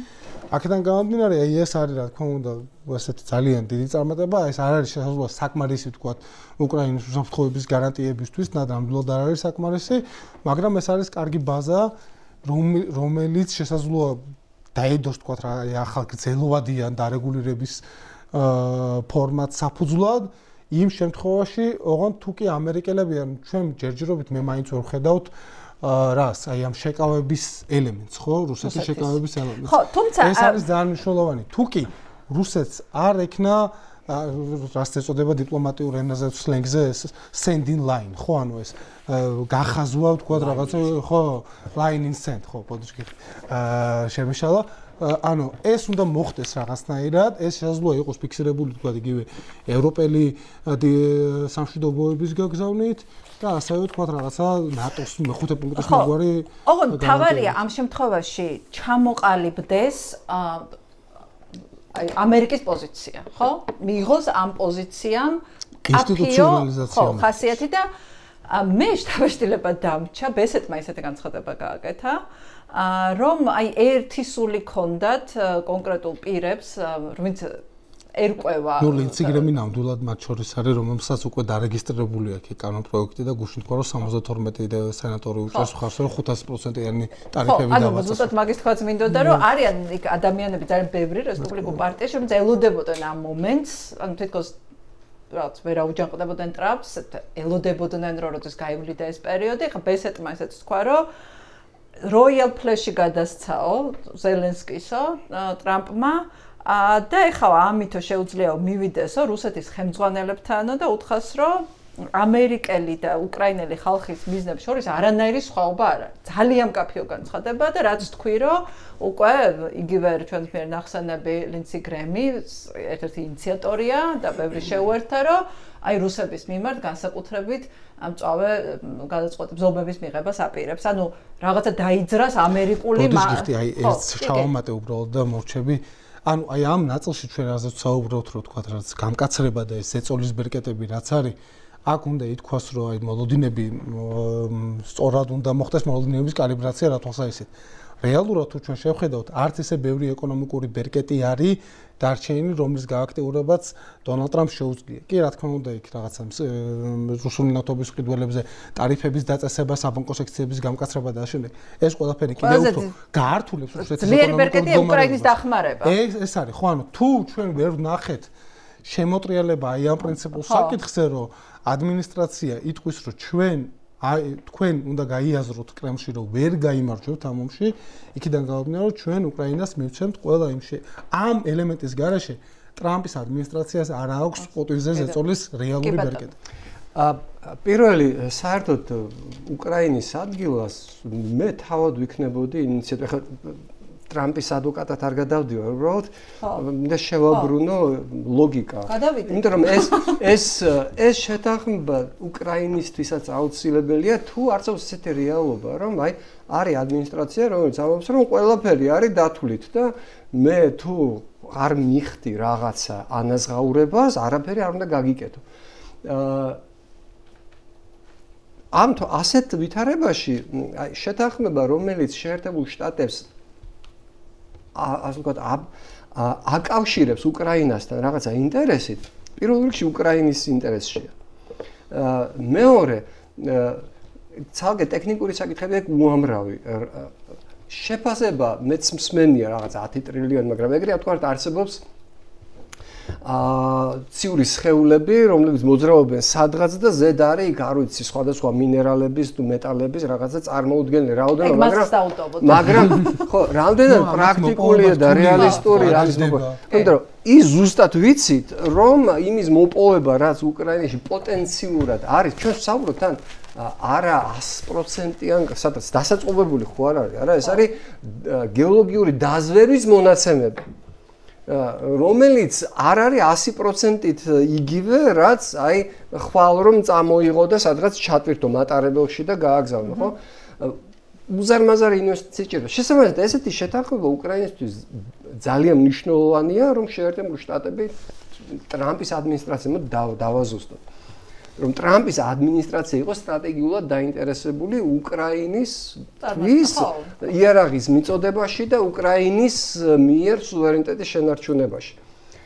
აქ კიდე ერთი ტრამპის ასე ვთქვათ გამოსაქმაგებლად არ ვამბობ, მაგრამ ხაზი უნდა გაუსვათ, რომ ესე მარტივად არ არის, რომ აი აქამდე ყველაფერი გადასარევად იყო შეერთებული შტატების საგარეო პოლიტიკურ სტრატეგიაში და მოვიდა ეს ცუდი კაცი და ყველაფერი თავდაყირად დააყენა. შეერთებული შტატების უკუსვლა საერთაშორისო ლიდერობიდან უფრო ადრე დაიწყო და ეს ობამას უკავშირდება სულიად განსხვავებული, რადიკალურად განსხვავებული მიზეზებით. შორის იდეოლოგიურად, აი თუ ტრამპს არ ესმის რა ფასეულობა აქვს შეერთებული შტატებისთვის იმ ისტორიულ სტრატეგიულ ალიანსებს, რომელიც მას აქვს ნატოსთან და არანატოს წევრ მოკავშირეებთან, სამხრეთ კორეა, იაპონია, ავსტრალია და ასე შემდეგ. ობამას ჰქონდა იდეოლოგიური წინააღმდეგობა, მას მიაჩნდა, რომ თავისუფალი სამყაროს ლიდერობა კი არ იყო, ეს იყო ერთგვარი იმპერიალისტური რაღაცა გამოვლინება შეერთებული შტატების სიძლიერის. ბევრი ასე აფასებს. რეალობა ისეთია, რომ ობამას დროს დაიწყო ერთგვარად ხიდების ჩამსხვრევა თუ არა ყოველ შემთხვევაში შევიწროება ყველაზე მნიშვნელოვან მოკავშირეებთან და ჩემი ყოფნისას ლონდონში გავხდეთ მაშინ, როდესაც ახლად დანიშნული პრემიერ-მინისტრი გორდონ ბრაუნი სკანდალურად მიიღო ძალიან უპატივცემულოდ შეიძლება ითქვას, როდესაც პირველად ჩავიდა თეთრ სახლში. ტრამპს რო დაუბრუნდეთ, კიდევ ერთხელ ვიტყვი, რომ მას უნდა ჰქონდეს ერთგვარი წახალისება და ეს შეთანხმება არის წახალისება ტრამპის და ასევე ამომრჩევლისთვის თქვა რომ აი მე რაღაც ამერიკელი ხალხს რაღაცა სიმდიდრე ვუშობე რომელიც მას შემდეგ მის ეკონომიკაში ჩაიდება და ეხლა მინერალები რეალურად მართლა ძალიან მომავლისთვის მომავლის ასე ვთქვათ ყველაზე მნიშვნელოვანი რესურსია როგორც ნავთობი, როგორც თავის დროზე იყო ქვანახშირი, შემდეგ იყო ნავთობი და ასე შემდეგ. ანუ ეკონომიკის მაღალ ტექნოლოგიების მამოძრავებელი ძალა. ეხლა ნელ-ნელა დასასრულისკენ უნდა წავიდეთ ბევრი თემა, მაგრამ მოკლედ შევხოთ ამას და მე სხვა გადაცემაში უფრო გრძლად, ანუ სამხედრო ნაწილს გავაკეთებთ, რომ Forbes-მა ესეთი ინფორმაცია გამოაქვეყნა, რომ 176 კვადრატული კილომეტრის დაკავება მოახერხეს ოკუპანტებმა უკრაინაში. ამისათვის 4800 ერთეული სამხედრო ტექნიკა დაკარგეს და 36000-ზე მეტი რუსი სამხედრო მოკვდა. იმავე თვეში უკრაინის ზარალი მინიმალური იყო. უკრაინის ტერიტორია არის 603000 კვადრატული მეტრი, რომლის 19% არის ხა რუსეთის მიერ ოკუპირებული და წინსვლის და დანაკარგის ამჟამინდელი ტემპებით რუსები უკრაინის დანარჩენ ნაწილს 2256 წელს დაიკავებენ 101 მილიონი ადამიანის მსხვერპლის ფასად. ნუ რუსეთის ამჟამინდელი მოსახლეობა 154 მილიონია. ხო, ანუ იგივე კითხვას რა დაუბრუნდეთ. რუსეთს ძალიან ძვირი უჩნდება, ვერაფერს ვერ მიაღწია რეალურად პუტინმა ხელჩასაჭიც, ვერაფერს. კი, უკრაინასაც არა კარგი მდგომარეობა, მაგრამ რუსეთს ძალიან მძიმე მდგომარეობა აქვს, თან მისი ეკონომიკა სპირალში შევიდა და ეხლა დაღმასვლით წავიდა.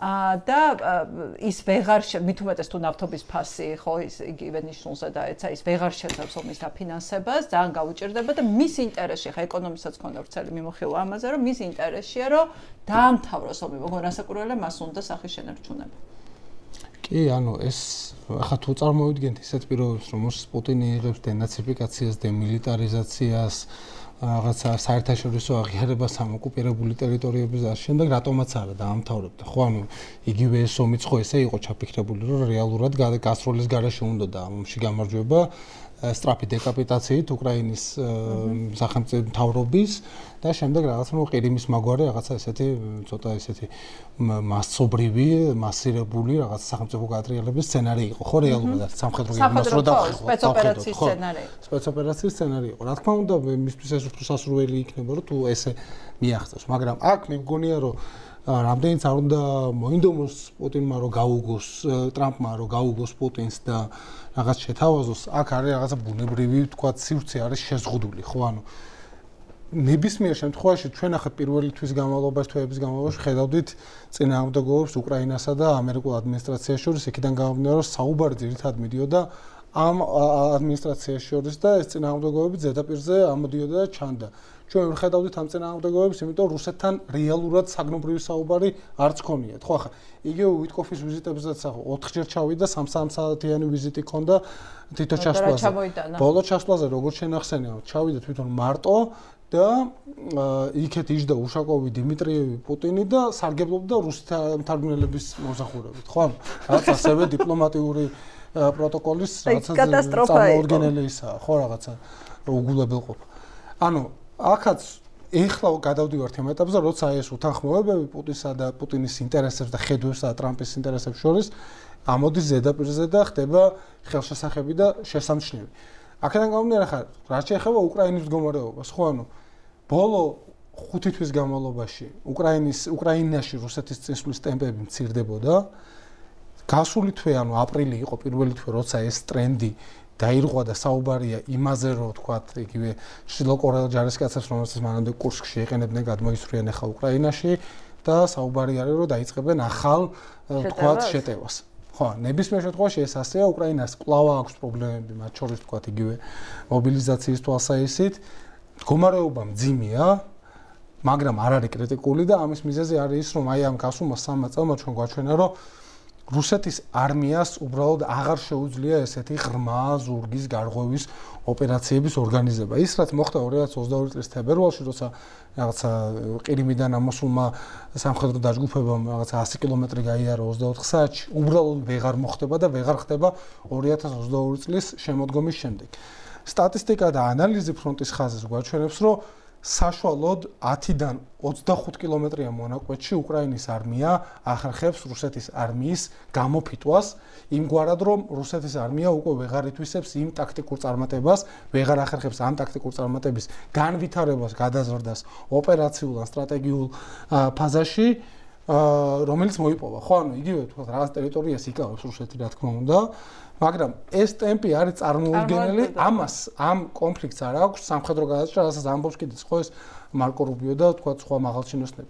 არ აქვს გადაჭრა, მაგრამ არ აქვს გადაჭრა არც ერთი მხრიდან, ხო ანუ ჩვენ ვართ სიტუაციაში, როცა ეს არის გამოფიტვის ომი, როცა უკრაინასაც ახლო მომავალში არ ექნება იმის შანსი, რომ თქვა რაღაცა სტრატეგიული დარტყმა მიიტანოს ისეთი, რომელიც რაღაცა თქვა შეცვლის აი ამ რაღაცა ფრონტის ხაზს დრამატულად ამოატრიალებს ამ დინამიკას სამწუხაროდ, მაგრამ არც რუსეთს არ აქვს ამის შესაძლებლობა. აქედან გამომდინარე, არის აი ეს მოცემულობა, ანუ ეს ტრამპის მხრიდან და ამერიკელების მხრიდან იმის წარმოდგენა, რომ აი ახლა პუტინი ისე ყველაფერს დაკავებას აპირებდა და მე რახან ვარ, მაგიტო აღარ აპირებს. ანუ ეს არის უბრალოდ არ შეესაბამება რეალობას, ანუ არ შეუძლია რუსეთის არმიას ეხლა თქვა რაღაცა ესეთი დიდი ქალაქების დაკავება. ეს არის გამორიცხული უბრალოდ.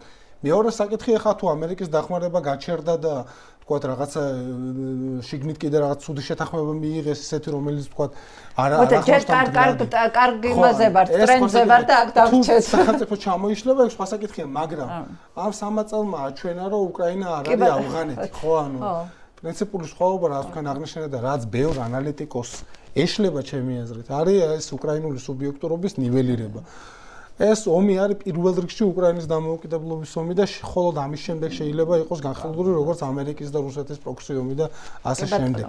ეს არის მთავარი საკითხი, ეს ამოძრავებს ამ წინააღმდეგობას, რომელსაც ჩვენ ახლა ვხედავთ და ამ თვალსაზრისით თქვა ტერიტორიული მოცემულობების მიუხედავად ტერიტორიულად 4/5-ად საკონტროლებს უკრაინა დღეს საკუთარი ტერიტორიის. 2022 წლის 24 თებერვალს მე ნამდვილად ვიყავი იმ ადამიანების რიცხვში, ვინც მართლა ფიქრობდა, რომ ეს მალე დასრულდებოდა. ამერიკის დაზვერვის უფრო ჯეროდა ვიდრე უკრაინელი ხალხის. ანუ უბრალოდ რუსეთზე უფრო მეტი ვიცოდით ვიდრე უკრაინას. ხო, მე სიამაყით გეტყვით, შემიძლია გაჩვენოთ ჩემი ინტერვიუ Euronews-ზე შეჭრამდე ერთი თვის ადრე, სადაც თქვი რომ ეს იქნებოდა უგრძელესი და უსისხლიანესი ომი და დავასაბუთე. ეხლაც გითხარით. დავასაბუთე კონკრეტული მიზეზებით. ბაში გიორგი, რადგან ესე იყო? ეხლა შეგაჯამებინებ, მე წინასწარმეტყველების, ასე ვთქვათ, პრეტენზია არ მაქვს, მე იმ ფაქტების ცოდნის საფუძველზე, რომელიც მაშინ მქონდა, რაოდენობის, რა ტიპის შეიარაღების, რა ტაქტიკის ძალები ჰქონდა მობილიზებული რუსეთს და რა მდგომარეობა იყო უკრაინის შეიარაღებული ძალებში იმ დროს, ამის საფუძველზე ვთქვი და მაშინ აღნიშნე რომ ერთი არის გადაიარაღების რეალობა და მეორე არის ახალი ტაქტიკა, რომელიც უკრაინას ჰქონდა ათვისებული და ასევე ვთქვი რომ რუსეთმაც გაიარა სამწუხაროდ გადაიარაღება და ამის გამო პოლიტიკური გამოსავლის არ არსებობის შემთხვევაში იქნება უგრძელესი და უსისხლიანესი კონფლიქტი. ეხლა თავარი ეხლა რაც აი ამ მომენტისთვის პოზიტიური რაც შეიძლება ჩვენ გქონდეს, ეს არის შეერთებული შტატების დავაზუსტოთ ტრამპის როლის პოტენციური ცვლილება აქტიურად მოსკოვის პოზიციის მხარდაჭერიდან უკრაინის მიმართ უფრო მხარდამჭერი პოზიციისკენ. როდესაც ის უკვე იღებს ვალდებულებას, რომ უკრაინა მოამარაგოს მისთვის საჭირო იარაღი, თუნდაც კომერციულად, ანუ მიყიდოს და იგივე ამ ფონდზე, საერთო ფონდზე, რომელშიც 50-51 წელი, იქ ნათქვამია, რომ შეერთებული შტატებს შეერაღების მიწოდება ჩაეთვლება ინვესტირებად ამ ფონდში. ხო? ასე რომ შეერთებული შტატები ტრამპის ადმინისტრაცია უკვე დაინტერესებული ხდება, რომ უკრაინა ესე პირდაპირ არ ჩაბარდეს და იმიტომ რომ ჯერსეთი რაც მე ტერიტორიას დაიკავებს რუსეთი უფრო რუსეთის ხო მინერალების საბადოებს დაკარგავს. მაგრამ აქამდე იყო რეალობა ასეთი, რომ პრაქტიკულად ტრამპი მოითხოვდა უკრაინისგან დანებებას. და დანებებას ვითარებაში, სადაც ამ დანებებას ძალით ვერ მიაღწია პუტინმა. მათ შორის აღიარებას იმ ტერიტორიებზე რუსეთის სუვერენიტეტისა, რომელიც რუსეთმა ბოლომდე ვერ დაიპყრო. ეხლა მეც საქმის კურსში ვარ, რომ უკრაინასაც უმძიმესი მდგომარეობა აქვს, როგორც ინფრასტრუქტურული, როგორც სამობილიზაციო თვალს, მაგრამ ტრამპის ზეწოლა კიევზე ხორციელდებოდა მაშინ, როდესაც რუსეთიც ბევრი რუსი და არარუსი ეკონომისტის და პოლიტიკური ანალიტიკოსის შეფასებით იყო ეკონომიკური კოლაფსის ზღვარზე, ძალიან ახლოს მასთან და ეს ზღვარი ბევრად უფრო ახლოა იქიდან გამომდინარე, თუ რამდენად დაეცა ნავთობის ფასი მაგალითად. კი, იმიტომ რომ სხვა ფასია გაგრილი ამიტომ იყო უამრავი ადამიანი სრულად გაოგნებული ტრამპის ესეთი ტანკივით, ზეწოლით ზელენსკიზე, მაშინ, როდესაც ამის არანაირი ობიექტური აუცილებლობა არ იყო და ესეც მაქვს თუ გნებავთ, ესეც შემიძლია დავდოთ გაფრთხილება ტრამპის მიმართ, რომ ტრამპის მცდელობა რომ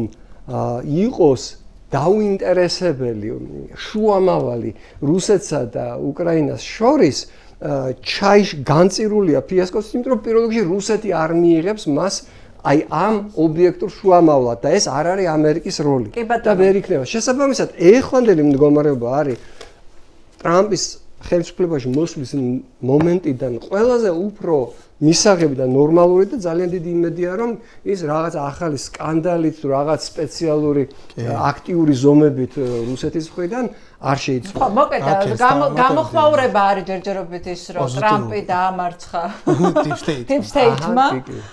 ესეთი ჯერ მეტი არაფერი არ ვიცით, ყოველ შემთხვევაში ამ დრომდე ეს გამოხმაურება იყო და ეს ხო, ესე იგი რუსებმა წაიღეს ყობახეთის ნათქვამი. ჩერჩილს მიაწერენ მე მგონი იმ სიტყვებს, რომ ამერიკელები საბოლოოდ აუცილებლად სწორად მაშინ რაც ყველა სხვა ალტერნატივას აქვს. ანუ რომ შევაჯამოთ, სხვა შორის შეძემებამ და თან მაინტერესებს რა უთხრა ამ კაცმა, იმ კაცს ისეთი. ეწერა ზელენსკის იმას აქსიოს ეწერა, რომ თხოვაო, რომ არ გახვიდეთ სამშვიდობო პროცესიდანო, მაგას თხოვნა ერთია. უფრო უხეში პოზიცია უნდა დაიკავოთ. ხო, არა, თხოვნა ერთია, მაგრამ როგორ დაარწმუნა, ანუ რაღაცით აი ამ შეხვედრაზე რაღაცა მოხდა მათ შორის პერსონალური ქიმიის დონეზე. ამდენი ხანი მოიტყუებდნენ. ხო, არ ვარ დარწმუნებული, რომ აქ მაინც და მაინც ზელენსკიმ შეულოცა რაღაცა, აი ჩვენ უკვე ვთქვით ამაზე, რომ ტრამპისთვის აუცილებელი იყო ასევე თავისი 100 დღისთვის რაიმე პოზიტიური გასაღები. მეორე 30-დღიანი ზავი ჩააგდეს რუსებმა.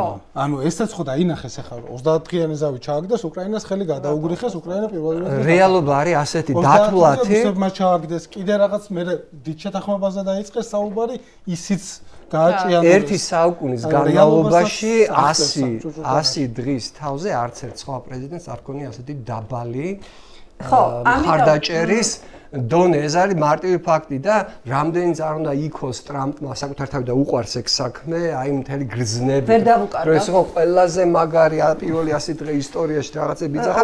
ხა მშვენივრად ესმოდა რომ რაღაცა უნდა გაესაღებინა წარმატება და მე მგონია რომ ეს იყო ერთ-ერთი მისი სტიმული ზელენსკისთან შეთანხმებას. ხო, და შეიძლება თუ არა ამით მისი ურთიერთობების რაღაც შეიცვალოს დასავლეთთან, ეს არის ძალიან მნიშვნელოვანი, ანუ რაღაც ის ხო რადიკალურად შებრუნდა ზურგი აქცია პარტნიორობას, ტრანსატლანტიკურ პარტნიორობას, შეიძლება თუ არა ეს გახდეს სტიმული, რომ რაღაცა ძველი მოქმედების მოდუს დაუბრუნდეს ამერიკა არ ვიცით, საინტერესოა, მაგრამ აქ ყველაზე საინტერესო კიდევ ის არის, რომ ევროპა გადაეწყო მთლიანად ახალ რეალობაზე და აქ არის გერმანიის როლი უკიდურესად მნიშვნელოვანი და მერცის როლი, როგორც მომავალი ახალი კანცლერის, უკიდურესად მნიშვნელოვანი როლი და ერთი გადაცემა მინდა საერთოდ მერცის ფიგურას დაუთმოთ და გერმანიის როლს ეს იქნება აუცილებლად და თუ მაქნება საშუალება ერთი წინას აუცილებლად უნდა თქვა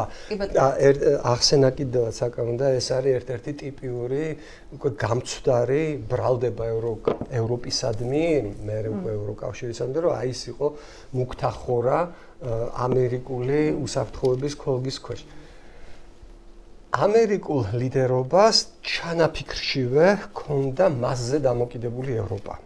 მეორე, ყოფილა პერიოდი, როდესაც ის ღიად დაპირისპირებია ევროპის ამერიკისგან დამოუკიდებლობის მცდელობებს უსაფრთხოების სფეროში და რომ მიაღწიოს ტრამპის ქცევამ ამერიკისგან დამოუკიდებელ ევროპას უსაფრთხოებისა თავდაცვის სფეროში ყველაზე პირველი მსხვერპლი, ყველაზე მეტი ვინც ამისგან დაკარგავს იქნება ამერიკის შეერთებული შტატები. არ არის ეს შეერთებული შტატების ინტერესი, არასდროს არ ყოფილა და შეერთებული შტატები ამას აქტიურად ეწინააღმდეგებოდა. უბრალოდ ტრამპმა არ იცის ეს. ტრამპი იგივე ბოლტონის თქმით, უბრალოდ არ კითხულობს, ვერ იღებს ინფორმაციას მით უმეტეს ისეც რომელიც მოითხოვს ღრმა რაღაცის ღრმა ცოდნას და რომელიც დიახ Fox News-ის თუ რაღაცა ტვიტის იქით მიდის. მას საკუთარი ამერიკული არქივები და დიპლომატიის ისტორია არ აქვს ნანახი ნიქსონის და იგივე კისინჯერის შესახებ არაფერი არ იცის რომელიც აქტიურად ეწინააღმდეგებოდნენ ევროპის მე მგონი კისინჯერი იცის რომ ერთდროულად იყო როგორც სახელმწიფო მდივანი ასევე უშიშრების საბჭოს მდივანი და რუბიოს შესთავაზა მაგრამ მეორე ანუ რუბიოს შესთავაზა ორივე თავდების შეთავაზა ჩვენი კუთხიდან არაფერი ცუდი ჩვენც არ იქნება თუ ევროპა უფრო ძლიერი და დამოუკიდებელი იქნება მაგრამ მეორე შეერთებული შტატების უკან განდგომას გლობალური ლიდერობა ყოველ შემთხვევაში თავისი მოკავშირეებისგან უკან დახევას მეორე ძალიან სერიოზული შედეგი მოყვება ეს არის ერთ-ერთი მიღწევა ცივი ომის დროს დაწყებული სტაბილურობის პროცესისა იყო ბირთვული იარაღის გავრცელებლობა რომელიც 100%-ით ვერ მოხდა აგერ ჩრდილოეთ კორეამ შეიძინა ინდოეთსა და პაკისტანს აქვს მაგრამ სამყაროში რომელსაც არ ყავს ერთიანი შედარებით უფრო სამართლიანი და დემოკრატიული ლიდერი ჩვენ მივიღებთ ბირთვული იარაღის გავრცელებას, იმიტომ რომ არავინ აღარ იქნება დარწმუნებული საკუთარ უსაფრთხოებაში. თუ არ ყავს უსაფრთხოების გარანტი, ყველა იზრუნებს ამ უსაფრთხოებას. ესე იგი, ბოლოსკენ გაგვეხსნა. მაგრამ დავასრულოთ ჩვენი მაყურებელი ცოდვა, იმიტომ რომ ამ თემას თუ შევყევით, აქ რაღაცა რამდენიმე საათი დავჩებით, მაგრამ გადავანაწილოთ ეს ერთ-ერთი მნიშვნელოვანი თემა, როცა უკვე სადაც არ არის ერთი, ასე ვთქვათ, პოლიციელი და ერთი გარანტი, საერთაშორისო წესრიგის ძლიერი გარანტი, მაშინ ყველა იწყებს იზოლაციონის და აი მრავალპოლიციან სამყაროს რომელზეც ოცნებს ამდენი მოყვება კატასტროფა აი რომელიც ბირთვული გავრცელების რასაკვირველია ცხადად თავისთავად ეს არის ერთ-ერთი ყველაზე დიდი გამოწვევა დღეს ამ საერთაშორისო წესრიგის რღვევასთან ერთად მოგონ არ ვიცით ეს რღვევა დაწყებულია ბოლომდე მივა თუ რაღაცა შეიკერება თავიდან ესეც ძალიან საინტერესოა ძალიან დიდი მადლობა აკაზარქუა გიორგი ბადრიძე იყო ჩვენთან ერთად შეგახსენებთ რომ ეს არის ჩვენი YouTube არხი მისმინე აუცილებლად გამოგყვებით არა მხოლოდ YouTube-ზე, გამოიწერეთ თუ არ გამოგიწერიათ და ასევე Facebook-ზე, TikTok-ზეც და Instagram-ზეც. ძალიან დიდი მადლობა იმისათვის რომ იყავით ჩვენთან ერთად და ხვალ უკვე ბექა ყორშიას გადაცემა გელოდებათ. პოდკასტი უბრალოდ. Thank